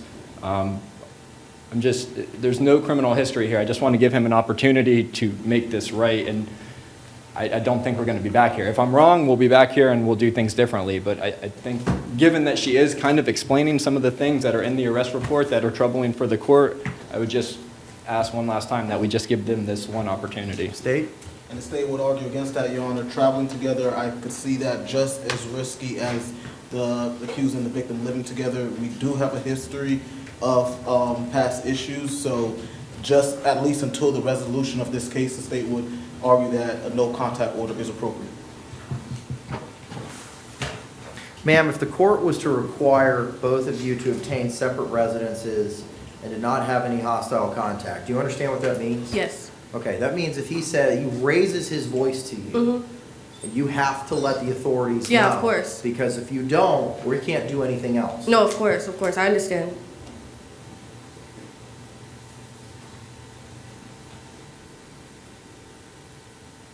I'm just thinking.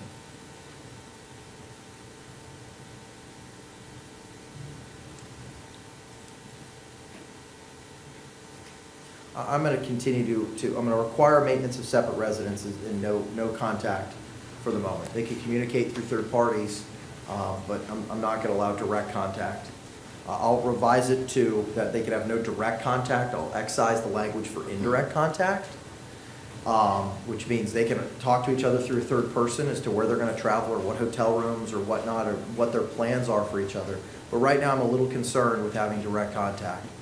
I mean, this case may disappear, it may not, but I'm concerned based on the allegations that are in the arrest affidavit.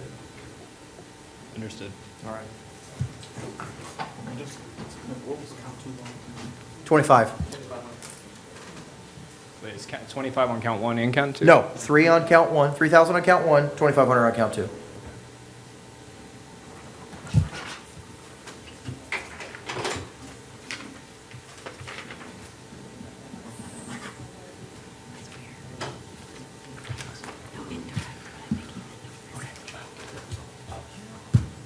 Judge, just so the minutes reflect properly, you said no.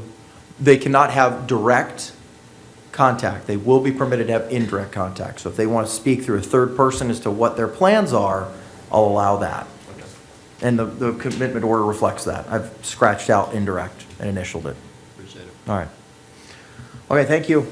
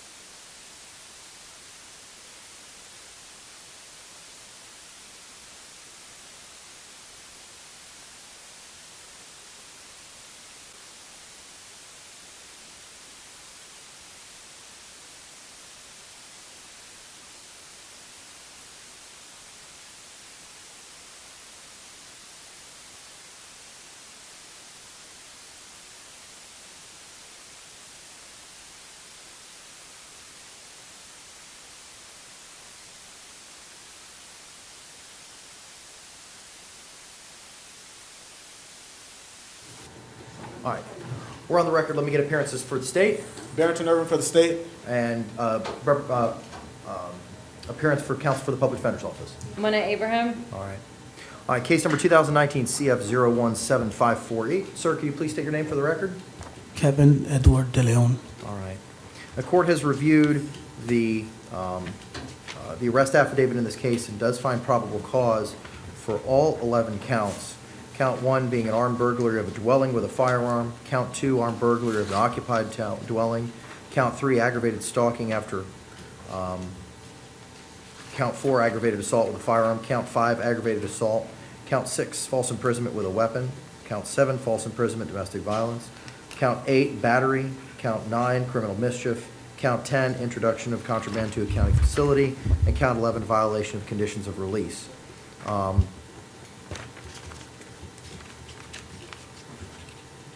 I've reviewed the application for indigency. I find that you are indigent, and I will appoint the public defender. State, with regard to counts 1 and 2, what is, I believe that these are punishable by life claims. Yes, sir. So what is your evidence to show presumption grade? Well, Your Honor, in this case, we do have the victim who stated that the defendant attempted to kill her in this case, and I believe that if a jury was to hear that testimony, they would likely convict the defendant of the first count, armed burglary of a dwelling with a firearm. We have multiple witnesses who stated the defendant was in the house.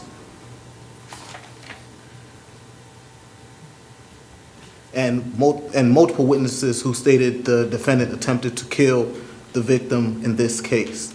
Based on the testimony of these victims, the state believed that if this case was taken to trial, the state would be able to prove that the defendant is guilty beyond a reasonable doubt. Ms. Abraham? Any argument? Your Honor, we're not arguing probable cause as to counts 1 and 2. I believe the issue is whether or not it's punishable by life. Correct.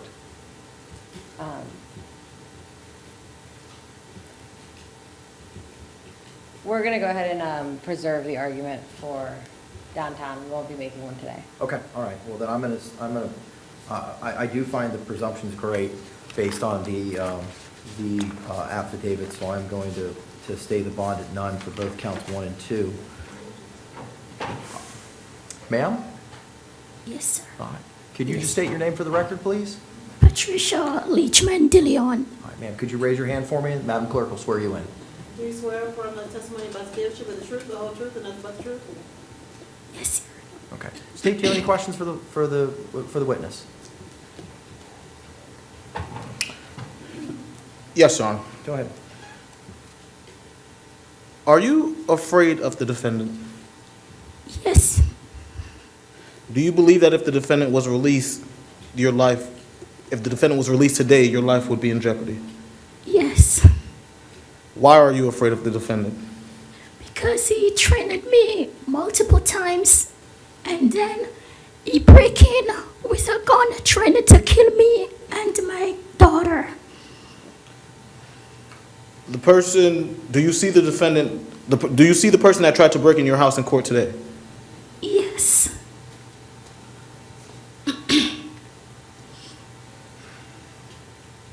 Thank you. Well, can you please point to the defendant and identify him by an article of his clothing? That's him over there. That's my husband, Kevin De Leon.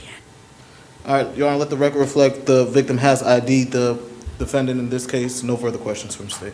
Anything from you, Ms. Abraham? No, Your Honor. Okay. Thank you, ma'am. Thank you.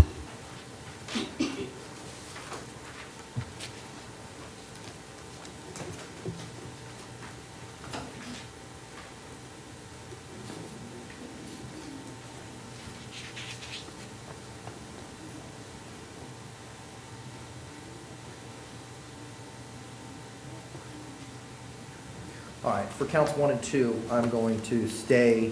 I do find that the state has met their burden, that the presumption that the presumption is great. I'm going to stay the bond at none for counts 1 and 2. Count 3, the bond will be set at $1,000. Count 4, $5,000. Count 5, $2,500. Count 6, $3,000. Count 7, $2,500. Count 8, $500. Count 9, $500. count 10, 1,000, and count 11, 500. Sir, I'm ordering that you have no contact directly or indirectly with the victim in this case and to not return to the scene of the offense, which is located at 7676 Timber River Circle.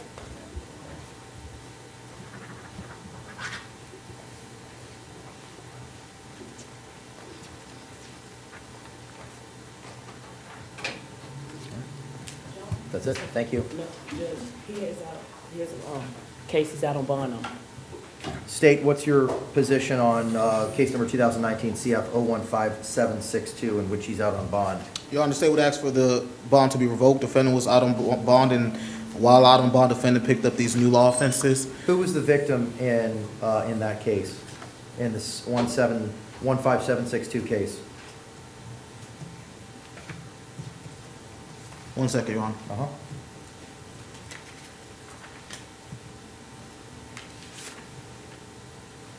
The victim in that case is Patricia DeLeon, the same victim in this case, Your Honor. Okay, I'm going to revoke the bond in that case.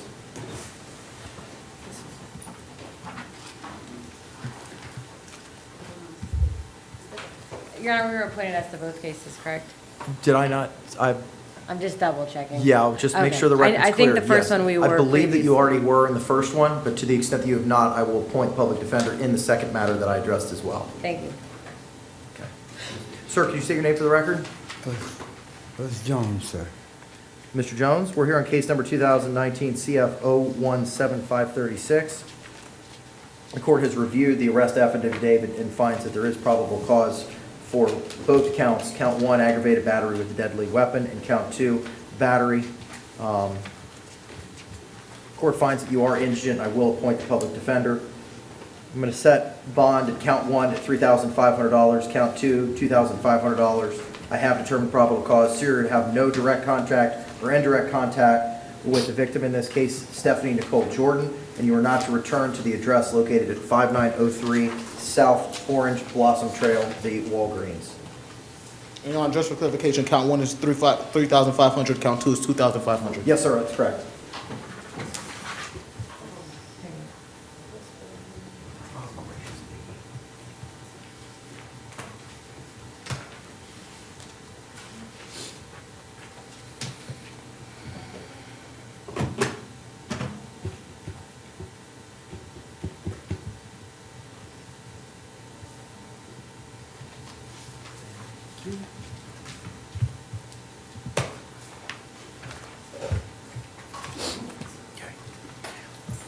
I think that's it. All right. Ma'am, could you please state your name for the record? Sandra Bissens. Case number 2019 CF 017367. Court has reviewed the arrest affidavit and finds that there is probable cause for both charges. Charge 1, aggravated assault with a deadly weapon, and count 2, battery. The court is going to set the bond as to count 1 in the amount of $1,000. They'll stay it at $1,000. Count 2, the bond will be set at $2,500. I find you to be indigent. I will appoint the public defender's office. I'm going to order you to have no contact with the victim in this case, to maintain a separate residence and not return to the scene of the offense, not to possess any firearms, and not to consume any alcohol or illegal drugs or controlled substances without a valid prescription. Yes, Your Honor.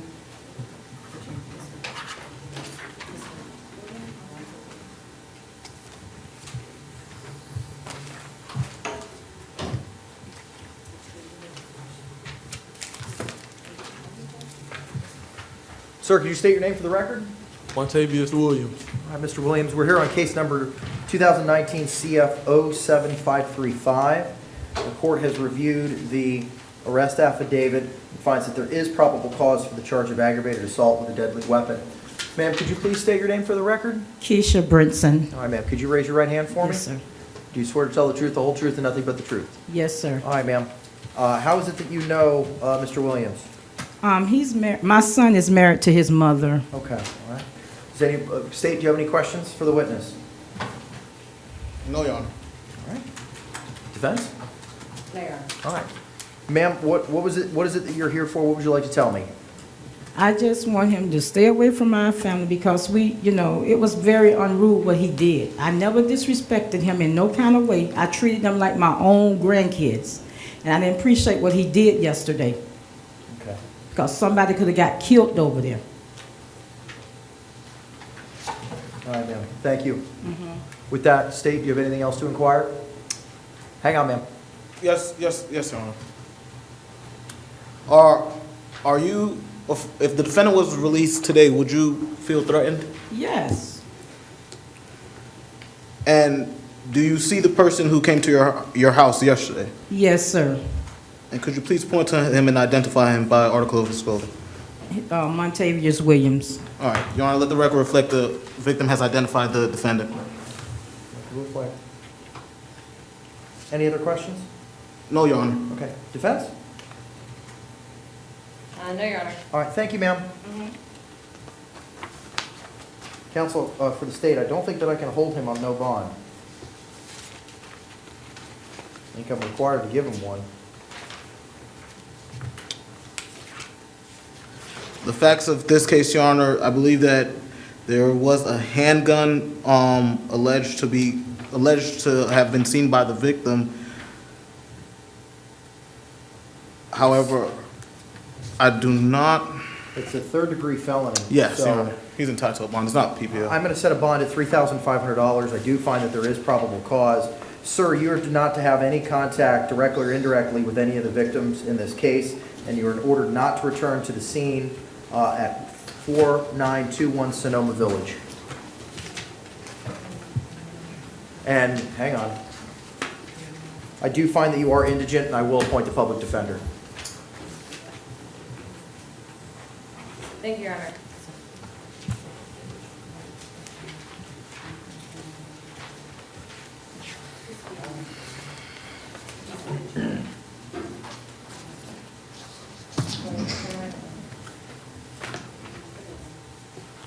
Sir, state your name for the record, please. Josué Cordero. It's case number 2019 MM010388. The court has reviewed the arrest affidavit and finds that there is probable cause for a charge of battery. The court will set bond in that matter at the amount of $2,500. I reviewed the affidavit for indigency. I do find that you are indigent, and I will appoint the public defender.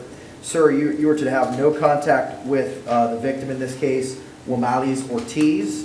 You are to maintain a separate residence, and you are not to return to the scene located at 7218 Forest City Road, Apartment 18.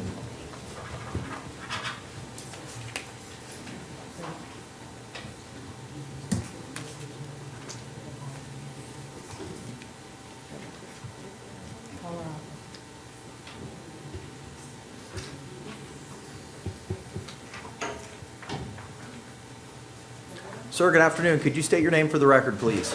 Alex Feliciano. Mr. Feliciano, good afternoon. We're here on case number 2019 MM010379. The court has reviewed the arrest affidavit and finds that there is probable cause for a charge of battery.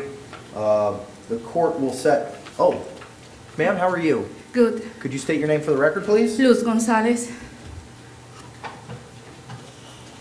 Ma'am, could you raise your right hand for me?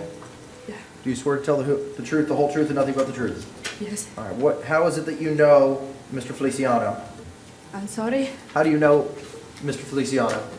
Alex Feliciano is my husband. Okay. All right. State, do you have any questions for the witness? Yes, Your Honor.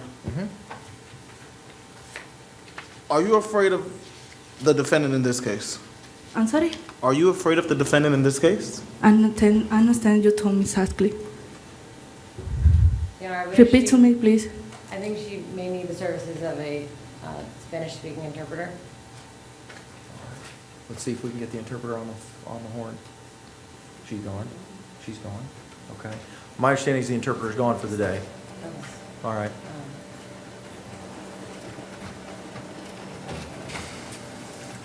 ¿Habla solamente español? Yeah. Repeat the question for me, please. Are you afraid of the defendant in this case? Yes. Do you? I'm no, sorry, no. For freedom, no. Okay. I'm not sure. Can you repeat that? Repeat the question for me, please. Are you afraid of the defendant in this case? No. If the defendant was released, do you believe that it would pose a threat to your safety?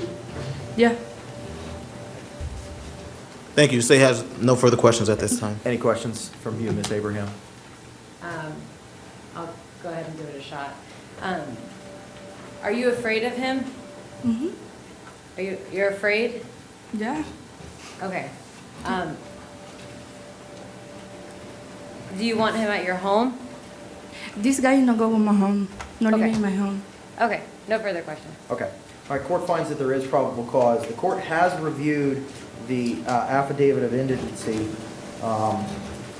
and the clerk determined that he is not indigent because he gets paid $750 a week. Sir, how much do you get paid every 2 weeks? It depends because I work for the professional services. Okay. If I work the 6 days a week, I get paid $750. If I work only 3 days, I get like a $350. It depends how many days I work a week. Okay. Okay, so on average, how much do you make in a month? It just depends how many days I work. Do you have kids? Hmm? Do you have children? I have children, yeah. How many? 2. Okay. Has he included that on his affidavit? No, I don't believe so. Nobody asked me about that. No, I don't believe so. Pay for your children's expenses? Yeah. Okay. Your Honor, would he qualify for the public defender with the 2 defendants? Yes. Okay. With that, I'll temporarily appoint him, subject to filing a new application reflecting the children. Okay. Do you want us appointed on your case? Mm-hmm. Okay. All right, I will appoint the public defender's office. Sir, you're to have no contact directly or indirectly with the victim, Les Martinez, in this case. You're to maintain a separate residence, and you are not to return to 2025 Cabo San Lucas Drive, apartment 104.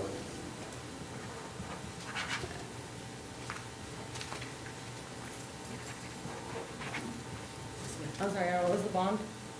I'm sorry, $2,500. Just call it off.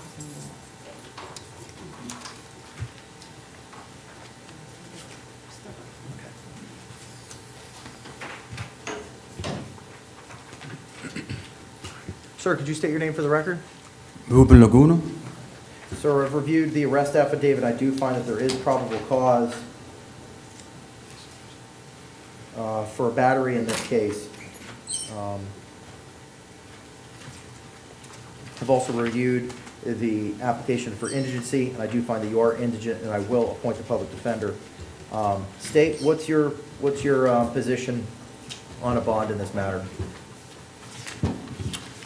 The state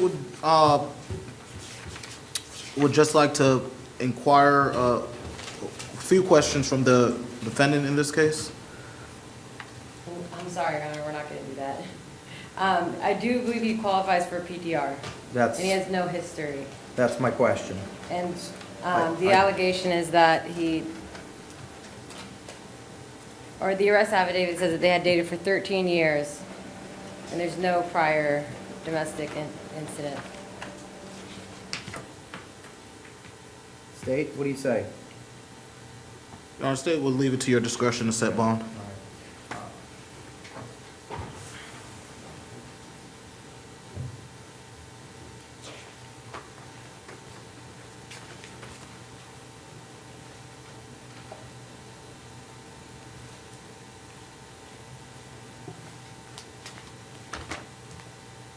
I'm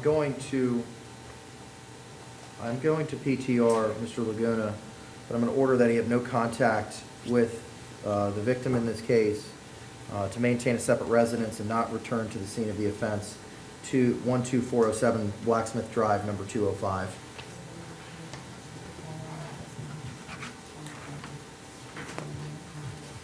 Okay, no contact, right?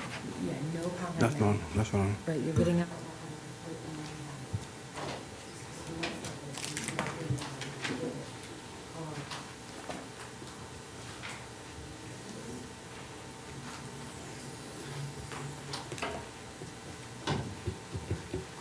Sir, good afternoon. Could you state your name for the record? Stephen Namborgi? Okay. Mr. Barty? Yes. Court has reviewed the arrest affidavit and finds that there is probable cause for battery domestic violence in this case. Court has reviewed your application and for criminal agency status, and it reflects that you bring home approximately $3,200 every 2 weeks. Is that accurate? Yes, sir. Okay. With that amount of money, sir, you're not going to qualify for representation by the Public Defender's Office, so you're going to have to obtain private counsel if you want a lawyer in this matter. You're entitled to representation, but based on how much you get, you don't qualify for a public defender.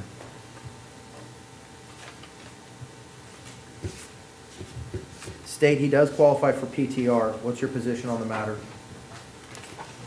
The state would just like to, I believe we have a witness in the. Oh, I'm sorry, ma'am, I did not see you there. Could you state your name for the record, please? Crystal Meadows? All right, ma'am, could you raise your right hand for me? You swear to tell the truth, the whole truth, and nothing but the truth? Yes. All right, go ahead, ma'am. What would you like to tell me? Well, I just think this is an isolated situation that happened, and we've been together for 5 years, and this should have never happened. I actually overreacted and should have never called the police.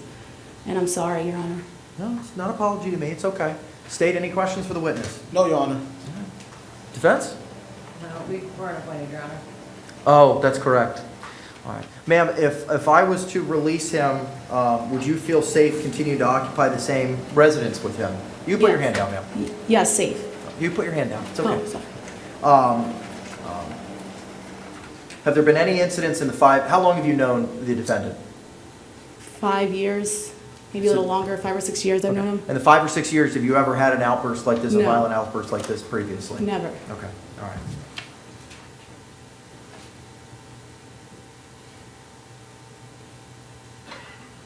Have you ever filed for an injunction for domestic violence? No.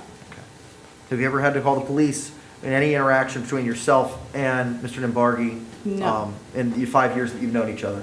No. Okay, all right. I am going to release Mr. Lombardi on PTR.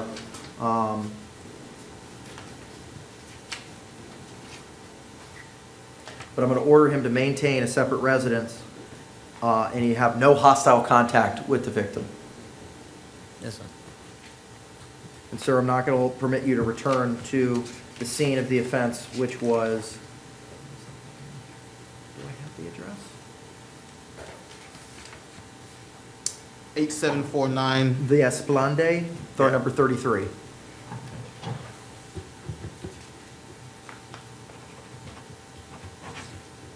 Speak? Yes, ma'am. Could he go there and I can go somewhere else? Can he go to that address and I can go to a friend's house? Would you feel safe doing that? Yes. All right. I'll let him go there. Okay, fine. So, sir, you'll be allowed to go back to that, ma'am, is it an apartment that y'all have? Yeah, it's a condo. Okay. Sir, I'll allow you to return to the apartment in the Esplande, number 33, but you're to maintain a separate residence and not to have any hostile or violent contact with the victim. Yes, sir. Okay? All right.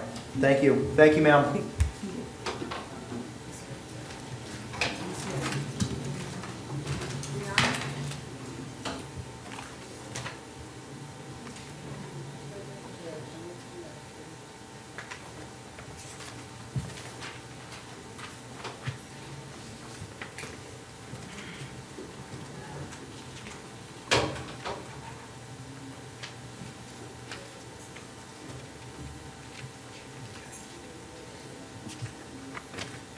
All right, ma'am, could you please state your name for the record? Brianna Suchaki.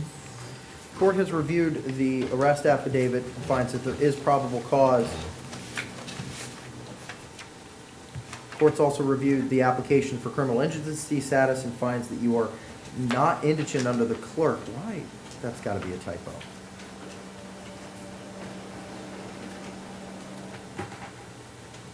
Why did they find? I just lost it.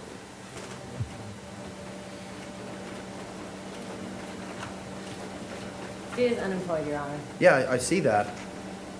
I'm thinking this is just a typo. So, I am going to appoint because it reflects it's zero take-home pay, zero dependents. So I am going to appoint the public defender in this matter. What says the public defender what says the state with regard to a bond? Your Honor, the state would like to possibly take testimony from the victim, I believe, in this. Oh, ma'am, I'm sorry, I did not see you there. Could you state your name for the record, please? Elizabeth Israel. All right, ma'am, could you raise your right hand for me?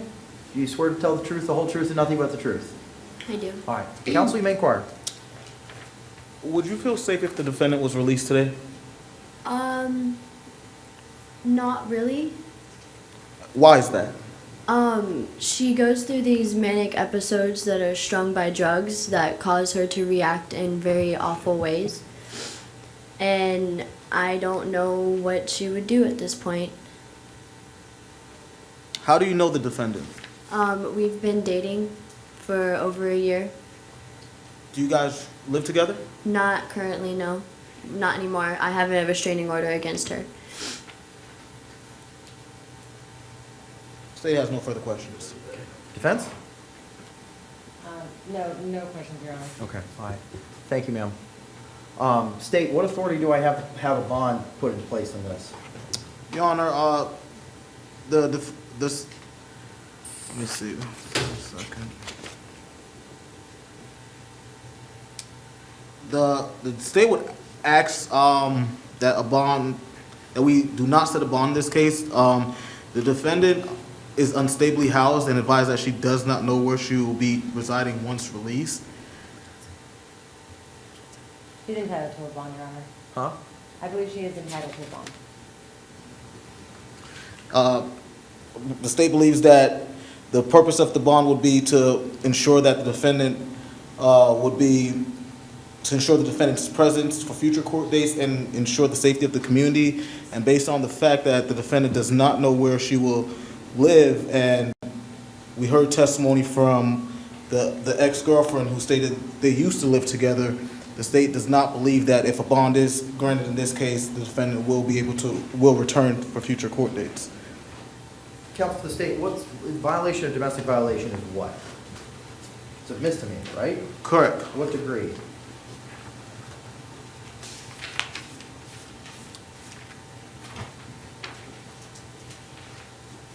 It's like a misdemeanor of the first degree, Your Honor.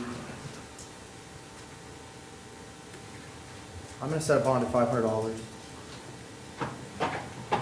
Ma'am, you're not have any contact directly or indirectly with the victim in this case, and you're not permitted to return to the scene of the offense. Thank you.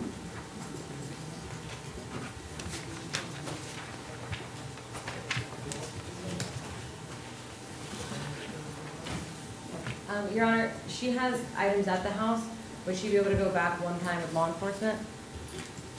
State? The state would allow for the defendant to return one time with law enforcement. All right. Then I'll add that as well as a condition of your release.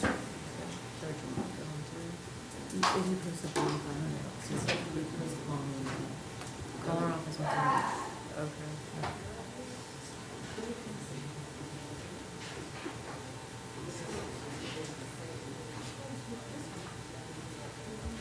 Afternoon, sir. Could you state your name for the record, please? David Arrowwood.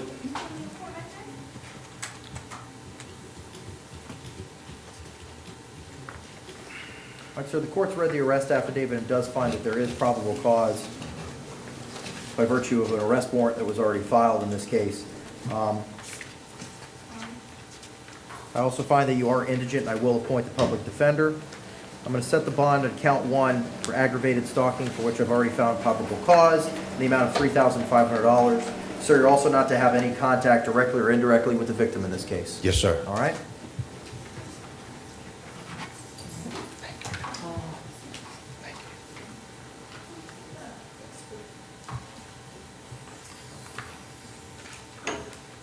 Where's Carlos Montoro? Carlos Montoro? It's Carlos Adolfo Alvarez Montoro. Mm-hmm. Okay, we'll circle back to him then. Case numbers 2019 CFO. Oh. Sir, could you state your name for the record? Ricardo Tyrell Brown, sir. Thank you, sir. You're welcome. All right, the court's reviewed the arrest affidavit and finds that there is probable cause for your failure to appear regarding introduction of contraband into a county detention facility.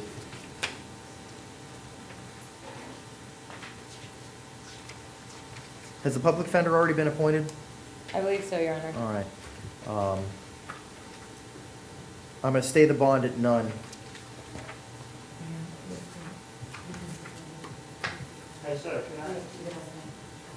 Sir, you're represented. Talk to your attorney.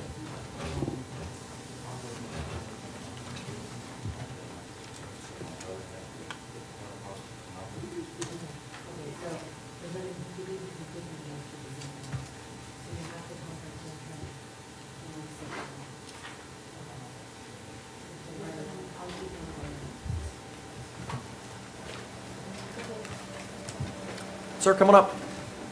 State your name for the record. Tommy L. Brown. Tommy Earl or Tommy Lee? Tommy Lee Brown. Okay, thank you, sir. It's case number 2019 CF 017521. Court has reviewed the arrest affidavit and finds that there is probable cause for the sole count of possession, 3,4 methylene methamphetamine under Florida Statute 893.13, sub 6, sub A.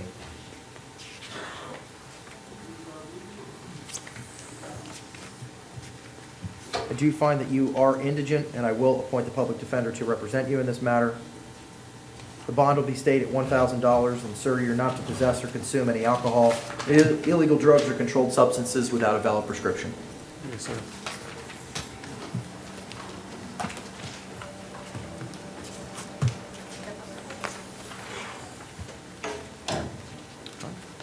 Sir, could you state your name for the record? Yes, it's Eric Budrum. Okay. Budrum? Yes, sir. We're here on two cases, case number 2019 CF 017013 and case number 2019 CF 017525. Tackling case number 17013 first, I have reviewed the arrest affidavit, and I do find that there is probable cause for count 1 trafficking of codeine and count 2 possession of cannabis over 20 grams. I have reviewed your affidavit of indigency. I do find that you are indigent. I will appoint the public defender. I will stay the bonds at $50,000 for count 1 and $2,500 in count 2. And I'm going to further order you not to possess or consume any alcoholic, illegal drugs, or controlled substances without a valid prescription. With regard to case number 2019 CF 017525,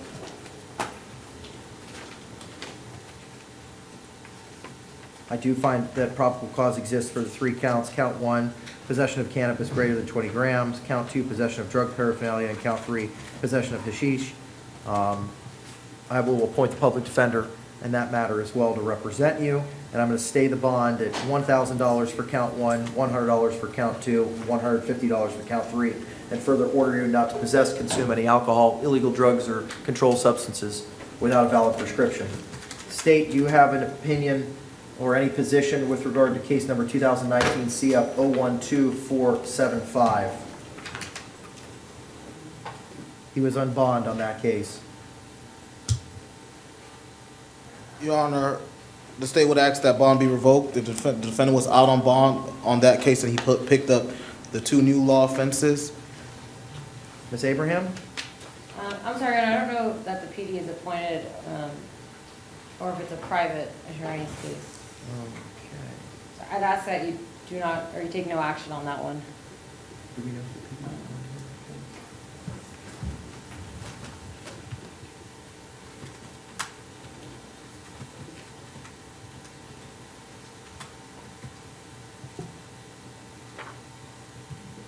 It's private attorney. All right, I'm going to take no action on that because it's a private attorney.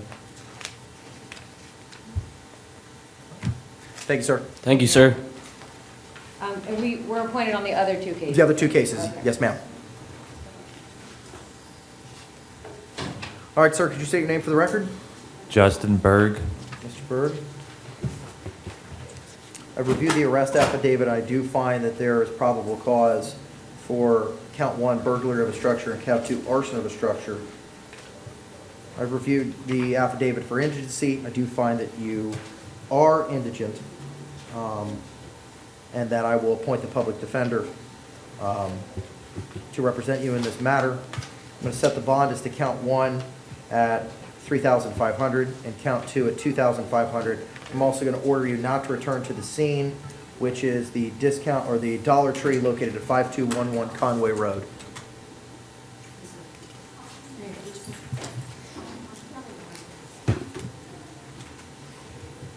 Sir, could you state your name for the record? Mianju Delk. All right, Mr. Delk, the court has reviewed the arrest affidavit and finds that there is probable cause for count 1, resisting officer with violence, count 2, petty theft, count 3, possession of drug paraphernalia, and count 4, providing false identification to law enforcement. I have reviewed your affidavit of indigency, and I do find that you are indigent. I will appoint the public defender to represent you in this matter. I'm going to stay the bonds at their original amounts, $1,000 for count 1 and $100 for counts 2, 3, and 4. I'm also going to order you, sir, not to return to the scene, which is the City Trends located at 4622 South Orange Blossom Trail. Okay? Oh, I'm sorry, Your Honor, is this, That was Mr. Delk. right, is there, I see Kalamazoo County, Michigan warrants. Do they have a certain amount of time to pick them up on those? I don't know. The admin order only speaks to out of contiguous county. Okay. So I don't know what the time frame is for out-of-state warrants for pickup. Okay, so just heads up on that, because we post this bond and my stuff in. All right, ma'am, come on up. Could you state your name for the record, please? Shantira. Shantara DeVos. Shantira DeVos. We're here on case number 2019 CF 017522. The court has reviewed the arrest affidavit and finds that there is probable cause for the sole count of possession with methamphetamine. The court has reviewed your affidavit of indigency and finds that you are indigent. I will appoint the public defender's office. I'm going to stay the bond at $1,000 for the sole count of possession, and I'm going to order you not to possess, consume any alcohol, controlled substances, or drugs without a valid prescription. I don't have,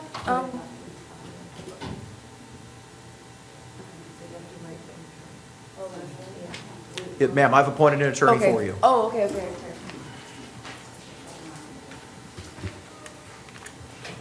Sir, can I get your name for the record? Quintavious Diaz.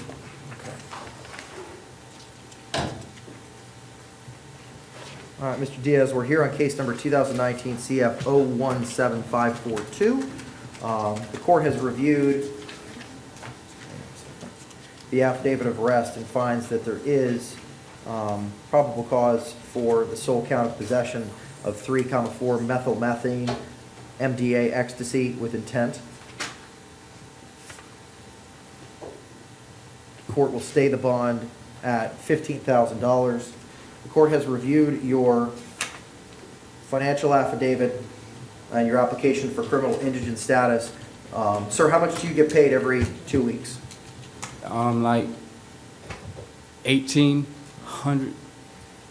The court has found that you have 2 dependents. You get paid $1,800 every 2 weeks, and you do not qualify for representation by the public defender's office. Right. So, sir, you're going to have to obtain private counsel. Right. That's why I was trying to see if you could have took the hold off my bond, because I do have a full-time job, and that way I can reobtain me a lawyer, because it's like hard to like fight from the inside of the jail, sir. State. As to what bond, what hold is defendant referring to? He has another case? There are 3 other cases involving the defendant, which he is out on bond. So, sir, are you asking for me not to set a bond in this case? No, sir. They had put a hold on those 3 charges that I had bonded out on. They had put a hold on it, saying that I had to come to first appearance. Okay. The state would just ask, Your Honor, that you double the previous bonds and leave the bonds stayed in this original case at $15,000.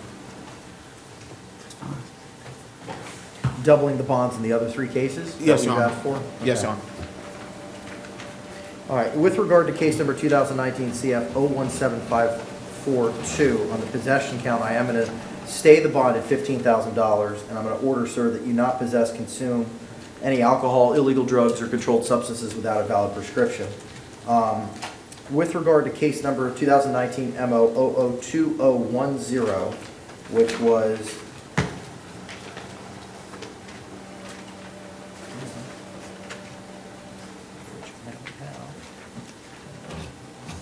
I'm not going to take any action on.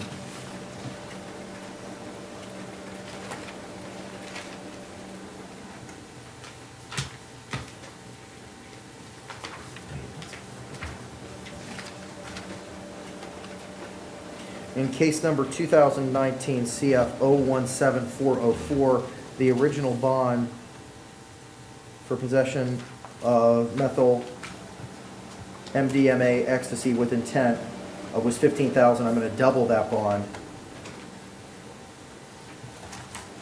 to $30,000.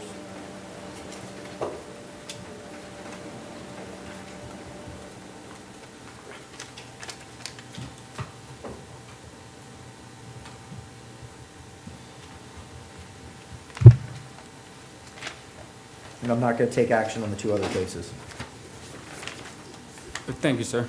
Yes, sir. Your Honor, are you referring to the violation of probation case? No. I'm referring to case number 2019 CF 017404, which is the other possession case. I'm not going to take action on the alcoholic beverage, which is 2019 MO 2010AO, and I'm not going to take any action on the violation of probation case, which is 2018 CF 016027, I believe. Is there a bond in that? Oh, I understand now. With the bond amount being this high, would it be possible to temporarily appoint the public defender's office just to ensure that someone's checking on his case? I know he'd have to retain counsel from inside jail unless he'd be able to afford the bond. Any objection from the state? State has no objection. All right, fine, I'll temporarily appoint.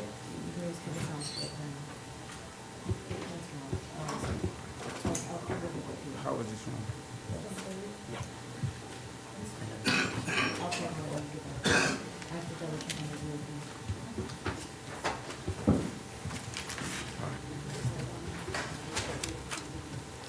Ma'am, could you please state your name for the record? Nacosta Gray. Okay.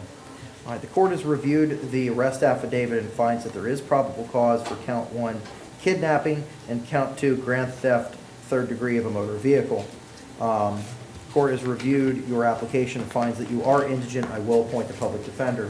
State, I believe that count 1 kidnapping is a PBL. What evidence do you have to show that the presumption is great?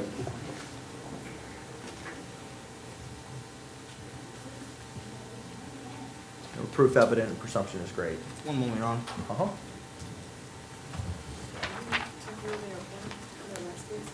I did. Yes. And counsel, that last case that we just had, that was only for appointment in the first case that I listed. I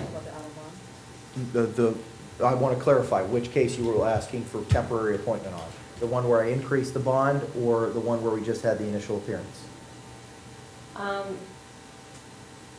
The one that you increased the bond. Okay, so it'll be just for that one.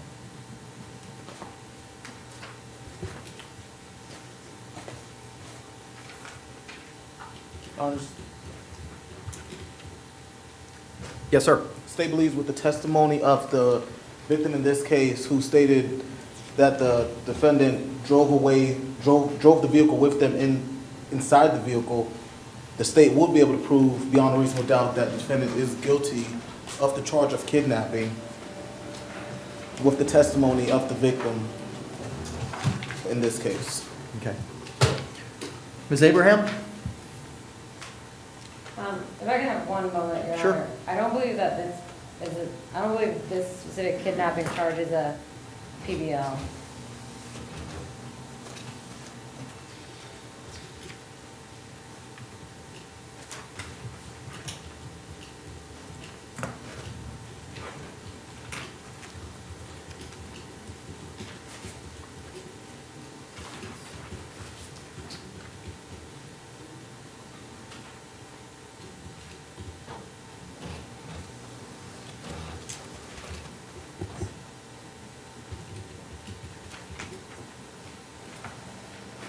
who's charged as a 78701 sub 1 sub A.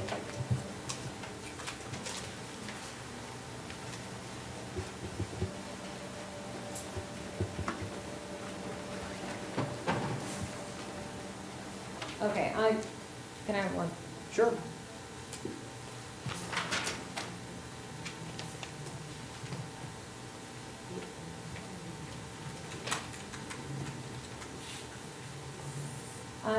Your Honor, I don't believe that the evidence in this case is enough, is great enough for the state to hold her with no bond at the moment. The term kidnapping includes forcibly, secretly, or by threat abducting or imprisoning another, and it has to be with the intent to hold for ransom or reward, commit or facilitate commission of a felony, inflict bodily harm, or to interfere with the performance of a governmental or political function, and I don't believe that's what we have here. The facts in this case, or the facts alleged in the arrest affidavit, are that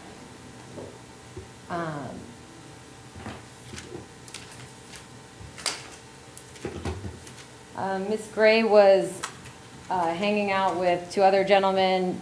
She allegedly had gone into one of the driver's lap. He stepped out of the vehicle, and then they had driven the vehicle with the driver's uncle still in the vehicle. I don't believe that the intent element has been met.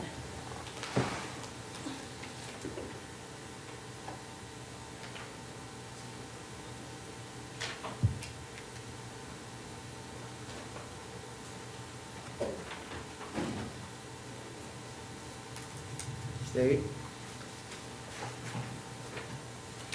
Your Honor, the state would argue that with the testimony of the victim, we could establish that what the defendant intent was in this case, and it would establish the kidnapping PBL statute. The defendant, in this case, he attempted to get the victim, in this case, I'm sorry, attempted to get the defendant off his lap, but was unable to do so. And it was at this time that the defendant closed the door and drove off with the victim in the car. I do believe that we would need further testimony from the victim to determine his state of mind and what was occurring while he was in the vehicle with the defendant.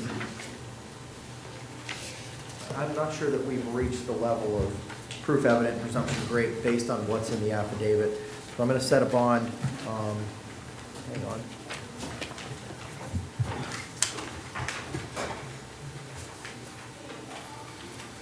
At $10,000. And I'm going to order to have no contact, directly or indirectly, with any of the victims in this case.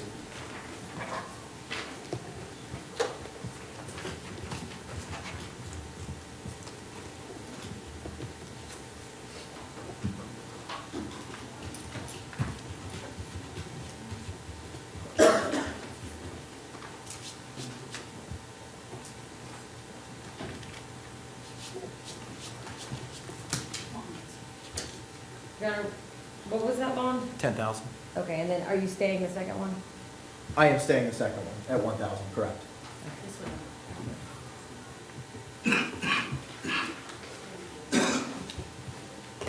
Come on up, sir. You state your name for the record, please? Jarko Harrison. We've got two cases with regard to Mr. Harrison. Case number 2019 MO 002030. The court has reviewed the arrest affidavit and finds that there is probable cause for the sole charge of soliciting without a permit. I do find you indigent. I will appoint the public defender's office. With regard to the second case, 2019 CF 017532, the court has reviewed the arrest affidavit and finds that there is probable cause for the two counts. Count 1, possession, 3,4 of methylene, methamphetamine, and count 2, destruction of evidence. I will also appoint the public defender to represent you in that matter. I'm going to stay the bonds at count one at $1,000 and count two at $150. And I'm going to order you, sir, not to possess or consume any alcohol, illicit drugs, or controlled substances without a prescription. Yes, sir.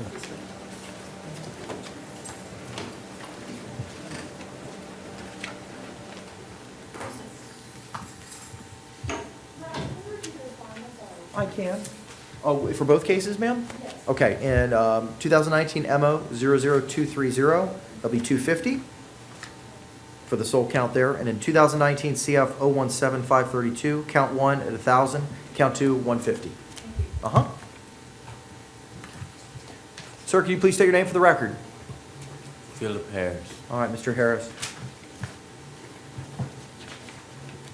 Court has reviewed the arrest affidavit and finds that there is probable cause for a claim or charge of attempted robbery with a firearm. What says the state with regard to this being a punishable by life felony? Your Honor, the state would argue that the proof evident presumption is great. The defendant in this case did commit, the state believes that if this case was to go to trial, the state would be able to prove beyond a reasonable doubt that the defendant did attempt to commit a robbery with a firearm based on the testimony of the victim who stated the defendant informed her that he had a gun and the victim was to give the defendant all of their money. I'm also going to appoint the public defender, because I do find that you are indigent. I will have a public defender represent you. Ms. Abraham, any argument? Not at this time, I will preserve it. Okay, all right. I've read the arrest affidavit. I do not find that the allegations of the arrest affidavit meet proof evident presumption is great. I'm going to set the bond for the sole count of attempted robbery with a firearm at $10,000. With regard to the companion case 2019 CF 010225, I'm not going to take any action on that.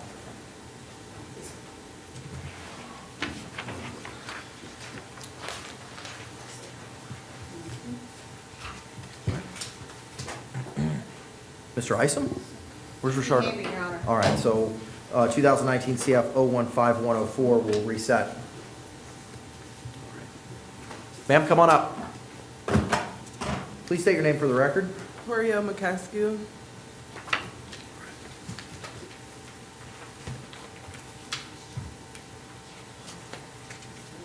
All right, the court has reviewed the arrest affidavit in this case and finds that there is probable cause for the three counts. Count one, aggravated assault with a firearm.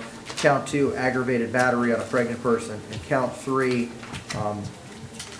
throwing or shooting into an occupied structure or dwelling. I've reviewed the affidavit for indigency and find that you are indigent. I will appoint the public defender to represent you in this case. I'm going to set bond as to count one at $4,000. Count three, $3,500, and count two, $3,500, and count three, $2,500. I'm going to also order that you have no contact directly or indirectly with any of the victims in this case. Thank you, Your Honor. Thank you. Was the PD appointed? PD appointed. Yes, I already appointed the PD. Where's Ms. Jones? She's also behaving, Your Honor. All right, we'll reset Ms. Jones. All right. Sir, could you state your name for the record? Mark Craig Perman? Mr. Perlman? Yes, ma'am. Perriman, Yes, sir. I'm sorry, Perriman. All right, we've got two cases. Sir, we'll tackle the first one, 2019 CF 016956. The court has reviewed the arrest affidavit and finds that there is probable cause and that there was a out-of-county warrant for the charge of grand theft third degree. So probable cause has been determined. I'm going to appoint the public defender to represent you in this matter. I'm going to stay the bond at $1,000. With regard to the second case, case number 2019 CT 001550, I do find that there is probable cause for that charge as well. I'm going to stay the bond at $500, and I will appoint the public defender's office. Yes, sir. There's no PTR?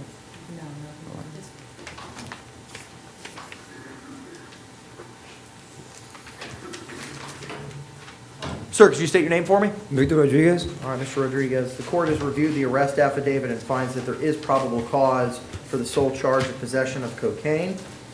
And the court will appoint the public defender to represent you. I will stay the bond at $1,000, and I'm going to order you not to possess or consume any alcohol, controlled substances, or illicit drugs without a valid prescription. Yes.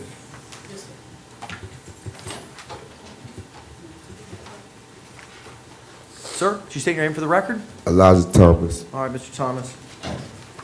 Court has reviewed the arrest affidavit and finds that there is probable cause for the 3 counts. Count 1, burglary of a structure. Count 2, criminal mischief. And count 3, petty theft. I'm also going to appoint the public defender to represent you in this matter.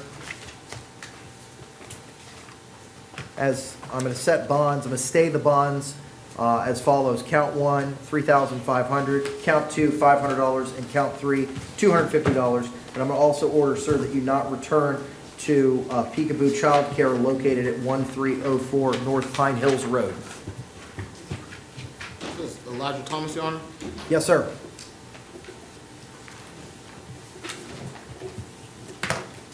Mr. Whitlock, you state your full name for the record, please. Taylor Shane Whitlock.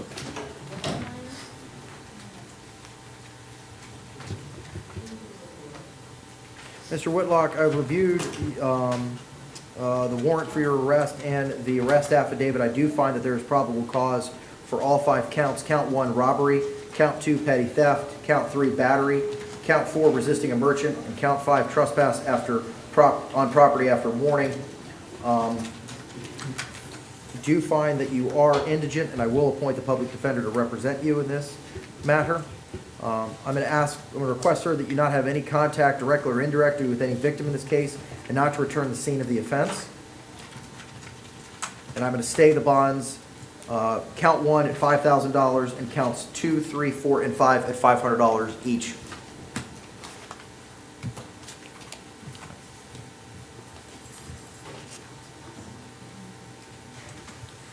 Sir, could you state your name for the record? Justin C. Myers. Mr. Myers. There was a capias that was issued, and you were picked up earlier this week for that failure to appear warrant that was issued. I do find that probable cause exists. I'm going to stay the bond at $1,000. Ms. Abraham, has the public defender been representing Mr. Myers? Your Honor, it's my understanding that we were appointed and then RCC had to take over. Okay. Mr. Myers was interested in a plea offer if that's available. State, is there any offer on this matter? 1 second, Your Honor. Sure. Should be time 7.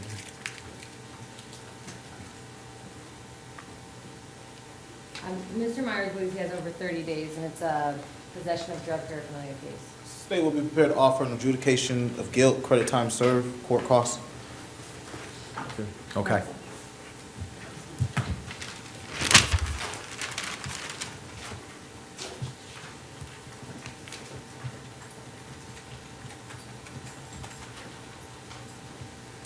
All right, sir. Did you read and understand the plea form? Yes, sir. Is this your signature? It's on the bottom of the plea form? Yes, sir. All right. Do you understand all your rights you're giving up by entering into this plea? Yes, sir. Are you currently on probation? No, sir. Are you a U.S. citizen? Yes, sir. All right. The court finds that there's a factual basis to accept the plea and will accept a plea of adjudication of guilty and sentence you to 30 days with time served.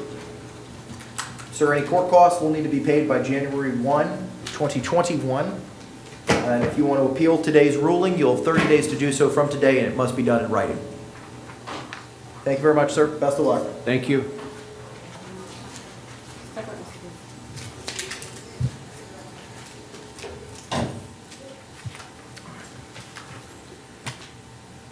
Sir, could you state your name for the record?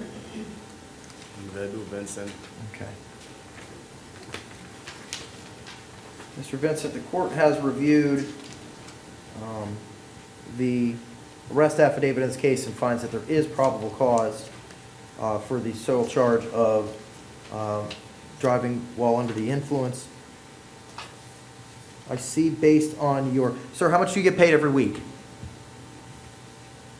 I got different pay every week because I'm not getting paid by the hour. I got paid by pieces, so sometimes my paycheck come up 800 sometimes come up 700. Okay, for the last couple of months, what's been the average weekly pay that you get? 900. Okay. $900 a week. I don't think you'll qualify for representation by the Public Defender's Office. So, sir, you're going to have to obtain the services of a private attorney if you want one in this case. Yes. All my kids born, I got 3 I taken care of. He has 3 dependents, Your Honor. Yeah, he's 0 listed on his affidavit. I'm sorry. Are they your children, sir? Yes. Okay. If we could be appointed, Your Honor. All right, we'll appoint you temporarily. He needs to fill out a new form with the proper number of dependents. And I believe he qualifies for. He does. I was just about to ask the state that. State, what's your position on PTR?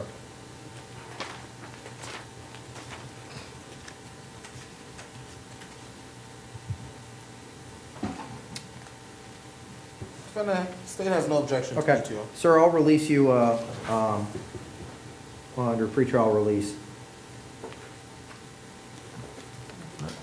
And I have appointed the public defender. Thank you, Your Honor.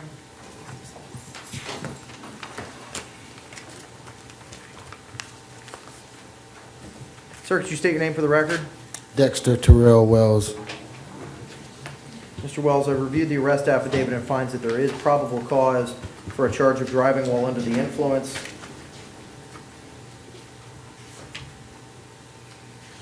I will appoint the public defender to represent you in this matter. I must stay the bond at $500. All right, thank you, sir. Your Honor, does he have an Osceola County hold? Yes. I don't see that.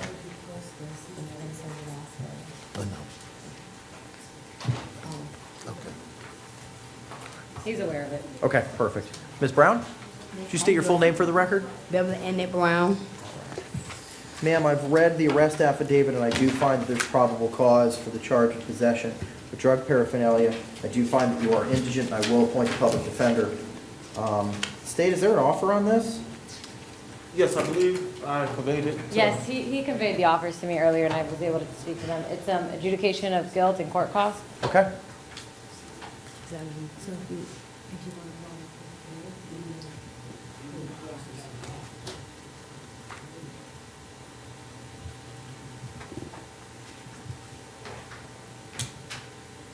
Excuse me.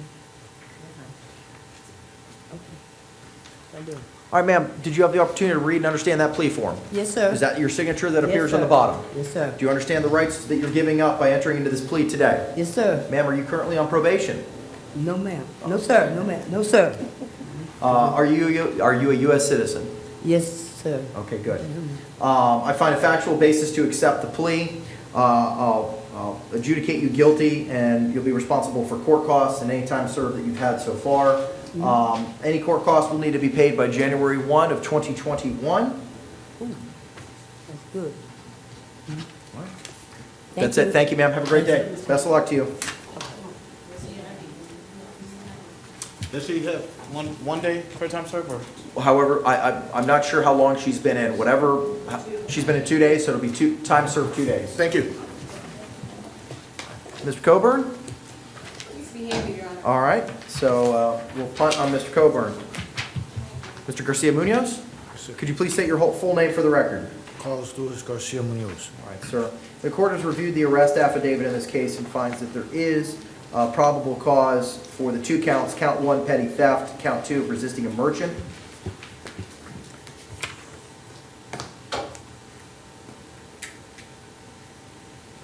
It does not appear that you qualify for representation by the Public Defender's Office. Sir, do you have any children? Yes. How many children do you have? 3. Okay. Same problem. It's listed as 0 here. I'll temporarily appoint the Public Defender's Office. Sir, you'll have to fill out a new application, okay, to reflect your number of dependents. Your Honor, I see that Mr. Garcia Union is on county probation. Okay? Are we appointed on that case? I don't know. Do you have the case number? I don't have that. To the extent you're not, I'll temporarily appoint you, but I don't know. Okay, thank you. I'm going to stay the bonds as to count one for petty theft at $250 and count two resisting a merchant at $500. And sir, I'm going to order that you not return to the scene, which is the Walmart at 2271 North Severn Boulevard.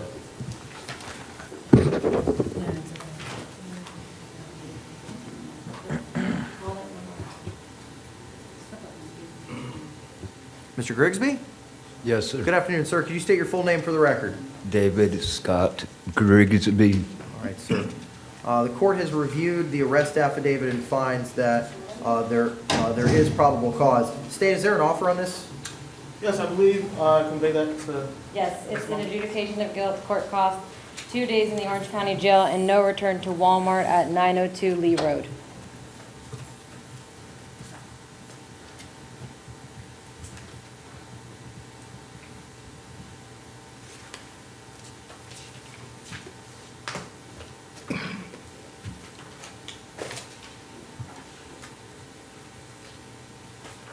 Sir, did you read and understand that form? Yes, sir. Is that your signature that appears at the bottom of the form? That's my signature. Sir, do you understand all the rights you're giving up by entering into this plea? Yes. Are you on probation? No. Are you a United States citizen? Yes. All right, sir. I find that there's a factual basis to accept the plea. I will adjudicate you guilty, sentence you to 2 days time served, and to pay all any court costs, and to not return to the Walmart located at 902 Lee Road. Any court costs affiliated with this matter must be paid by January 1, 2021.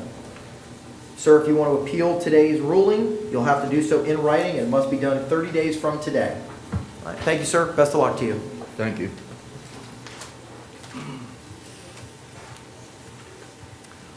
Mr. Jones? Yes, sir. Could you state your full name for the record, please? Charlie Jones, 83178. All right, Mr. Jones. The court has reviewed the arrest affidavit and finds that there is probable cause for the 2 counts, possession of alcohol on a street, sidewalk, or alley, and resisting an officer without violence. State, do we have an offer on this? They've conveyed the offer, Your Honor, and Mr. Jones would like to accept it. It's a plea of no contest with adjudication of guilt at court costs and an additional $200 fine.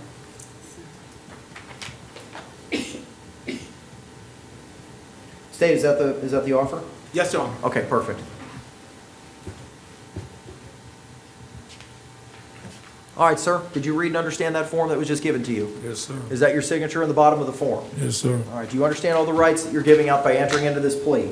Yes, sir. Sir, are you currently on probation?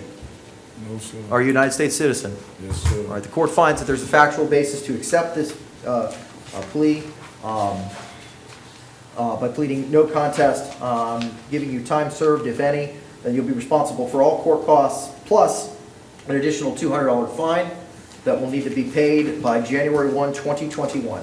Sir, if you want to appeal today's ruling, you'll have 30 days from today to do so, and it must be in writing. Best of luck to you in the future, sir.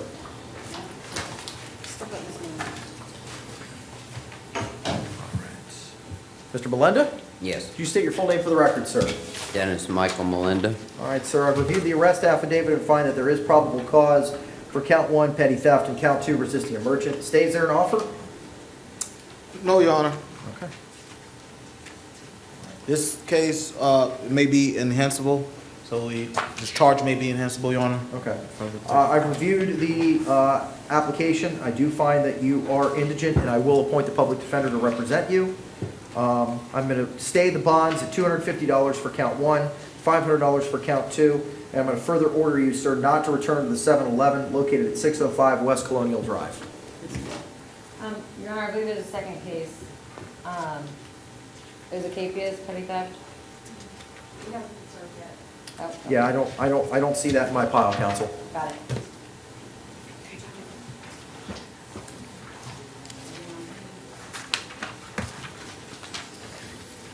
Mr. Williams?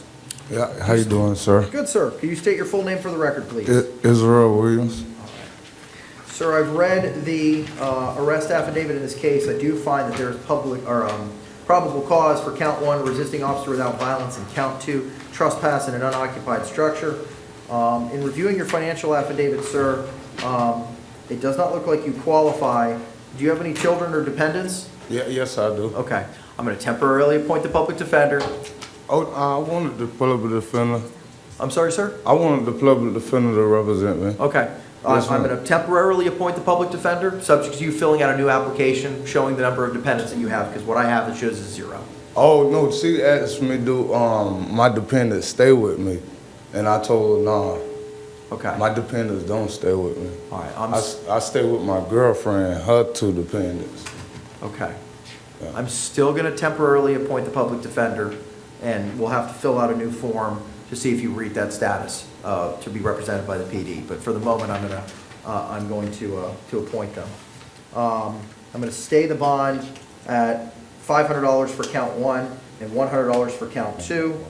And sir, I'm going to order you not to return to the scene, which is 3008 Riverside Park Road.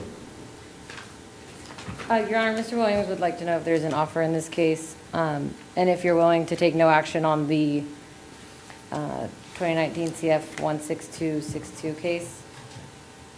How many days does Mr. Williams have currently? I believe 2. The offer will be adjudication of guilt, credit, time served. Okay, he'd like to accept that. Okay, all right. Son.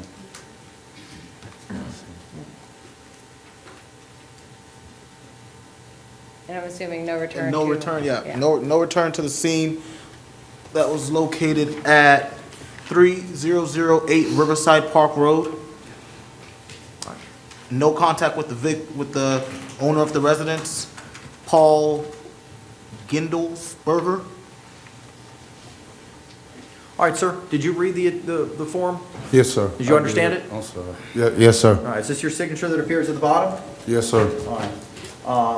You understand all the rights that you're giving up by entering into the plea today? Yes, sir. All right, sir, are you on probation? No, sir. Are you a United States citizen? Yes, sir. All right, sir. The court finds there's a factual basis to accept this plea. I'll adjudicate you guilty. Credit for time served 2 days. You are not to return to the residence located at 3008 Riverside Park Road, and not to have any contact directly or indirectly with the owner of that residence, Paul Gindelsberger, Gindlesperger. Sir, if you want to appeal today's ruling, you'll have 30 days from today to do so, and it must be in writing. To the extent you have to pay any court costs or fees, those will need to be paid by January 1, 2021. All right, thank you, sir. Best of luck to you. I'm not going to take any action in case number 2019 CF 016262. Thank you, sir. Yes, sir.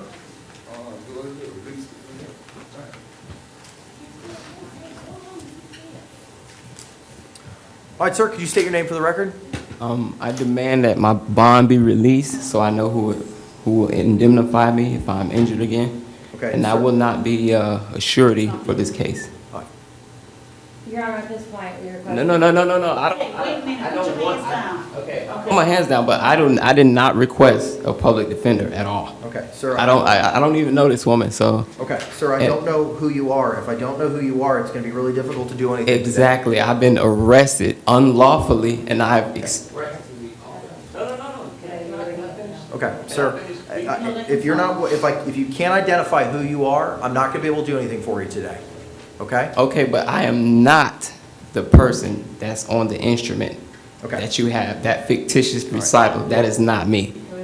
That's a straw man. That under U.S. Code, Title 1, Chapter 1, it states that a corporation, which this is, cannot have any dealings with a flesh and blood sentient man like myself, and I do not give myself as a surety. All right, and so I would like for when the person that you're purporting to speak on behalf of is ready to speak to the court, we'll bring that person back. Okay. Thank you, sir. Have a good afternoon.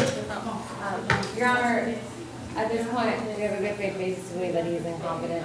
Is this Mr. DeWolf? This is Mr. Miles. DeWolf is mental health, Your Honor. Okay. All right. Mr. Well, he's David still mental Miles. health. All right. We'll punt on him. Can we appoint the public defender's office to evaluate competency? Any objection from the state? No objection. All right. We'll temporarily appoint you to evaluate competency for Mr. Miles in case number 2019 MM 004776. Okay, and we'll go ahead and waive his initial appearance. Okay. With that, I'm still going to stay the bond at 500. and not to have, I've found probable cause. I'll stay the bond at 500, and he's not to have any contact with any of the victims. Okay. And you had a Mrs. Stacy Emerson, she refused to as well today, Your Honor. Okay, thank you, ma'am. All right. Sir, could you state your name for the record? Adalberto Rodriguez. All right, Mr. Rodriguez. We're here on a couple of cases, so let's just tackle these one at a time.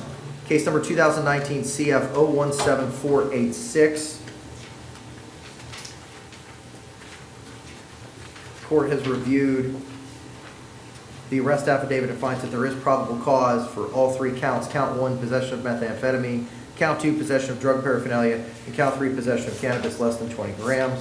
I do find that you are indigent, and I will appoint the public defender to represent you in this matter.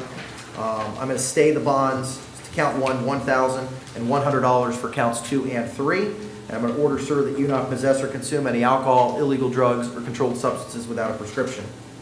With regard to the second case, case number 2019 MM 010349, I do find that there's probable cause for the charge of trespass on property after warning. State, is there an offer on that case? No, Your Honor. Okay, all right. I'm going to appoint the public defender to represent you in that matter as well. Do find that there's probable cause. Sir, I'm going to order you not to return to the scene in that case, which is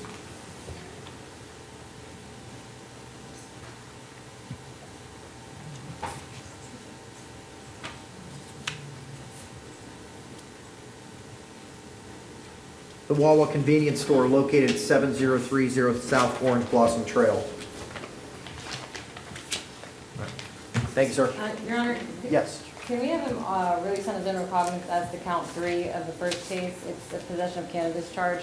I don't believe the state's filing on those anymore. State? No objection, Your Honor. All right, then I'll change the, to count 3 in case number 19 CF 17486 to ROR.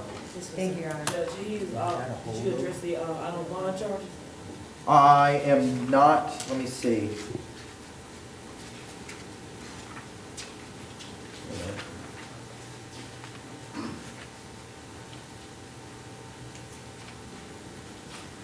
I don't think I have the yellow sheet, I just have the order. It's a recite, right there. Oh, there it is. State, do you have any position on case number 2019 CF 016064?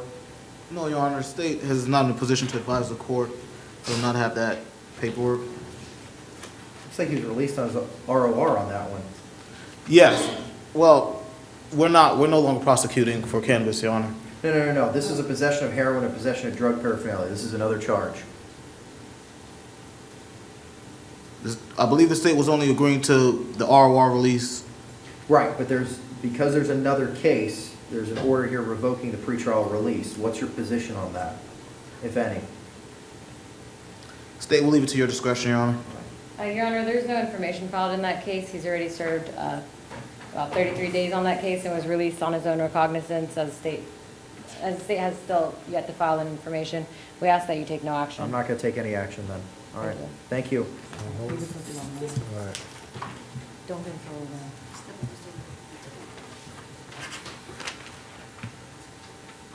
Mr. Smith? No, Mr. Smith refused. Okay. Punt on Mr. Smith. Sir, could you state your name for the record? Nigel Renee. All right, Mr. Renee. Court has reviewed the arrest affidavit and finds that there was a violation of your probation.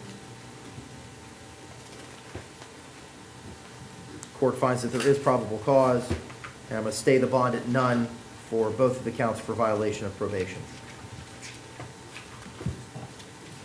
Was the PD appointed on this case? I don't know. I was just about to ask that I question. don't believe so. All right, to the extent the PD has not been appointed, the PD will be appointed to represent you, sir. Okay. Thank you, Your Honor.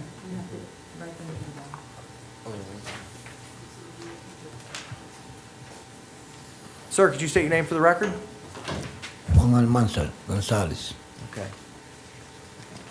Sir, the court's read the arrest affidavit and finds that there is probable cause for the possession and consumption of alcohol prohibited in public. State, is there an offer on this case? There is, and he's conveyed it. It's an adjudication of guilt and court costs, credit time served. Okay.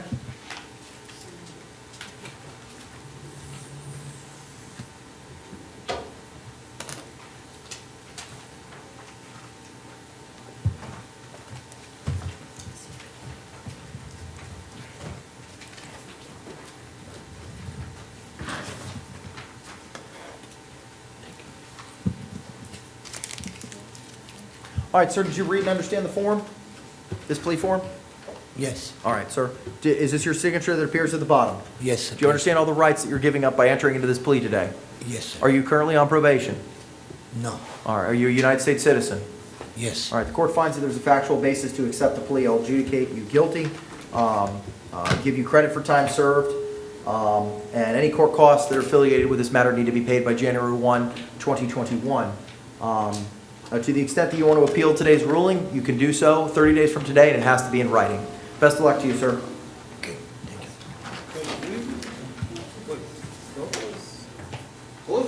Could you recall that case number, Your Honor, please? 2019 MO 002023. 002023. Almanza Gonzalez, Juan. Thank you. Sir, could you state your name for the record? What the name's Cobb. All right, Mr. Cobb. Is there a offer on this one? I state? don't believe so, Your Honor. All right. No, Your Honor. Okay, all right. Court finds that there is probable cause for the count of violation of not having a solicitor's permit violation. Excuse me. The court will appoint the public defender to represent you. I'm going to stay the bond at $250. We ask that you take no action on that one, Your Honor. I'm not going to. You have to contact our office, that's the one.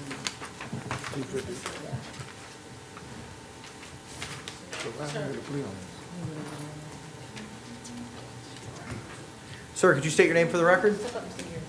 Terrence Gary. Terrence Gary. Where's Mr. Gandy? He can't hear you, Your Honor. All right, we'll punt on Mr. Gandy then.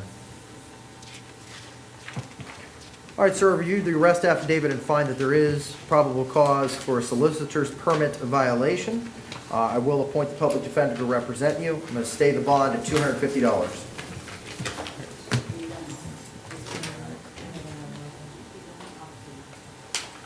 Sir, could you state your name for the record? Jeffrey Cossack. All right, Mr. Cossack. The court's reviewed the arrest affidavit and finds that there is probable cause for the charge of alcoholic beverages open container. State, is there an offer? There is an offer in this one, Your Honor. It was an adjudication and credit time served. Okay.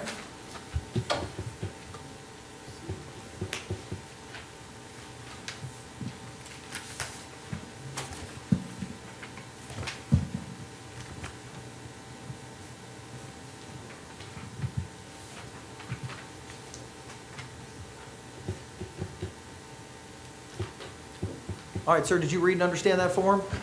Yes. Is that your signature that appears at the bottom of the form? Yes. Do you understand all the rights that you're giving up by entering into this plea? Yes. All right. Sir, are you on probation? No. Are you a United States citizen? Yes. All right, the court finds that there's a factual basis to accept your plea, adjudicate you guilty with credit for time served, responsible for any all court costs. Any court costs will need to be paid by January 1, 2021. And sir, if you want to appeal today's ruling, you have a right to do so. It has to be from 30 days from today, and it has to be in writing. Best of luck to you, sir. Thank you. Thank you.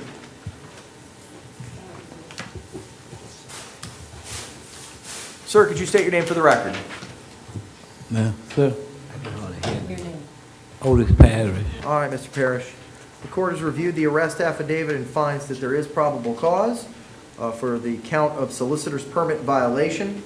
I find that you are indigent. I will appoint a public defender to represent you. I will stay the bond at $250. Your Honor, offer was conveyed in this case. There's adjudication and court costs. Okay. All right.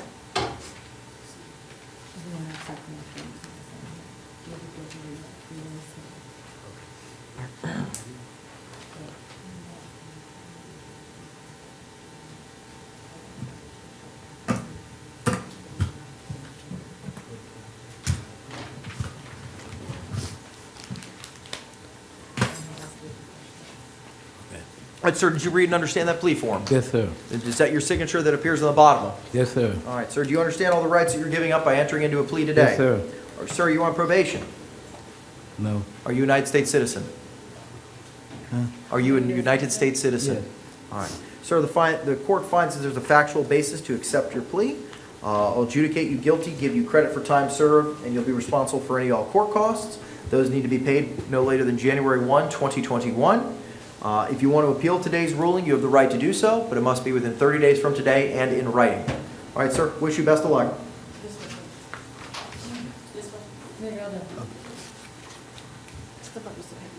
Sir, could you state your name for the record? Alfred Page, sir. All right, Mr. Pate.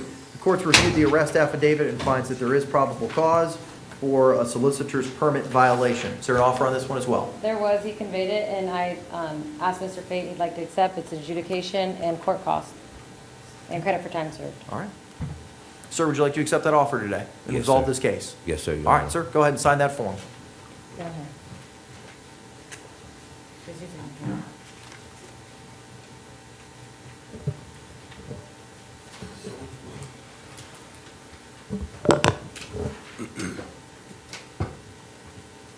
All right, sir, did you read and understand that form? Yes, Your Honor, Is sir. that your signature that appears at the bottom of the form? Yes, Your All Honor, right, sir. do you understand all the rights that you're giving up by entering into a plea today? Yes, Your Honor, sir. All right, sir. Are you on probation? No, Your Honor, sir. Are you a United States citizen? Yes, Your Honor, sir. The court finds there's a factual basis to accept your plea. I will adjudicate you guilty. How long's he been in? 2 days? All right, I'll sentence you to 2 days, time served. You'll be responsible for any court costs in this matter. Those court costs will need to be paid by January 1, 2021. If you want to appeal today's ruling, you can do that. It has to be done in writing. It must be done by 30 days from today. Wish you best of luck in the future, sir. Thank you, Your Honor.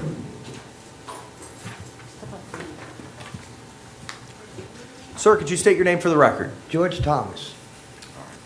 All right, Mr. Thomas, I reviewed the arrest affidavit and find that there is probable cause for the charge of soliciting without a permit. Is there any offer in this one, state? Yes, Your Honor. All right. Ms. Abraham, what is it? It was an adjudication of guilt and credit for time served, court costs. I conveyed it to Mr. Thomas, and he'd like to accept. Okay. How long has he served so far? How many days? I came in yesterday. 2? 2 days? Okay. Yes. All right, sir, did you read and understand that form? Yes. Is that your signature that appears in the bottom? Yes. All right, do you understand all the rights you're giving up by entering into today's plea? Yes. All right. Sir, are you on probation? No. Are you a United States citizen? Yes. All right, sir. The court finds a factual basis to accept your plea. I'll adjudicate you guilty, sentence you to 2 days, time served. You'll be responsible for any court costs in this matter. Those court costs will need to be paid by January 1, 2021.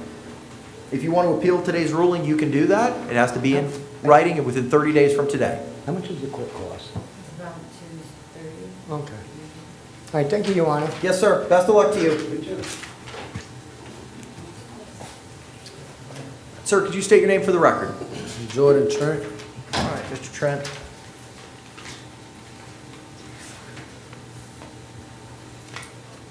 Court has reviewed the arrest affidavit and finds that there is probable cause for the solicitor's permit violation. Is there an offer here? No? Was that? No. Okay. Okay, all right. Court finds that you are indigent, and I will appoint the public defender to represent you. I'm going to stay the bond at $250, and I'm not going to take any action on the other case. Thank you, Your Honor.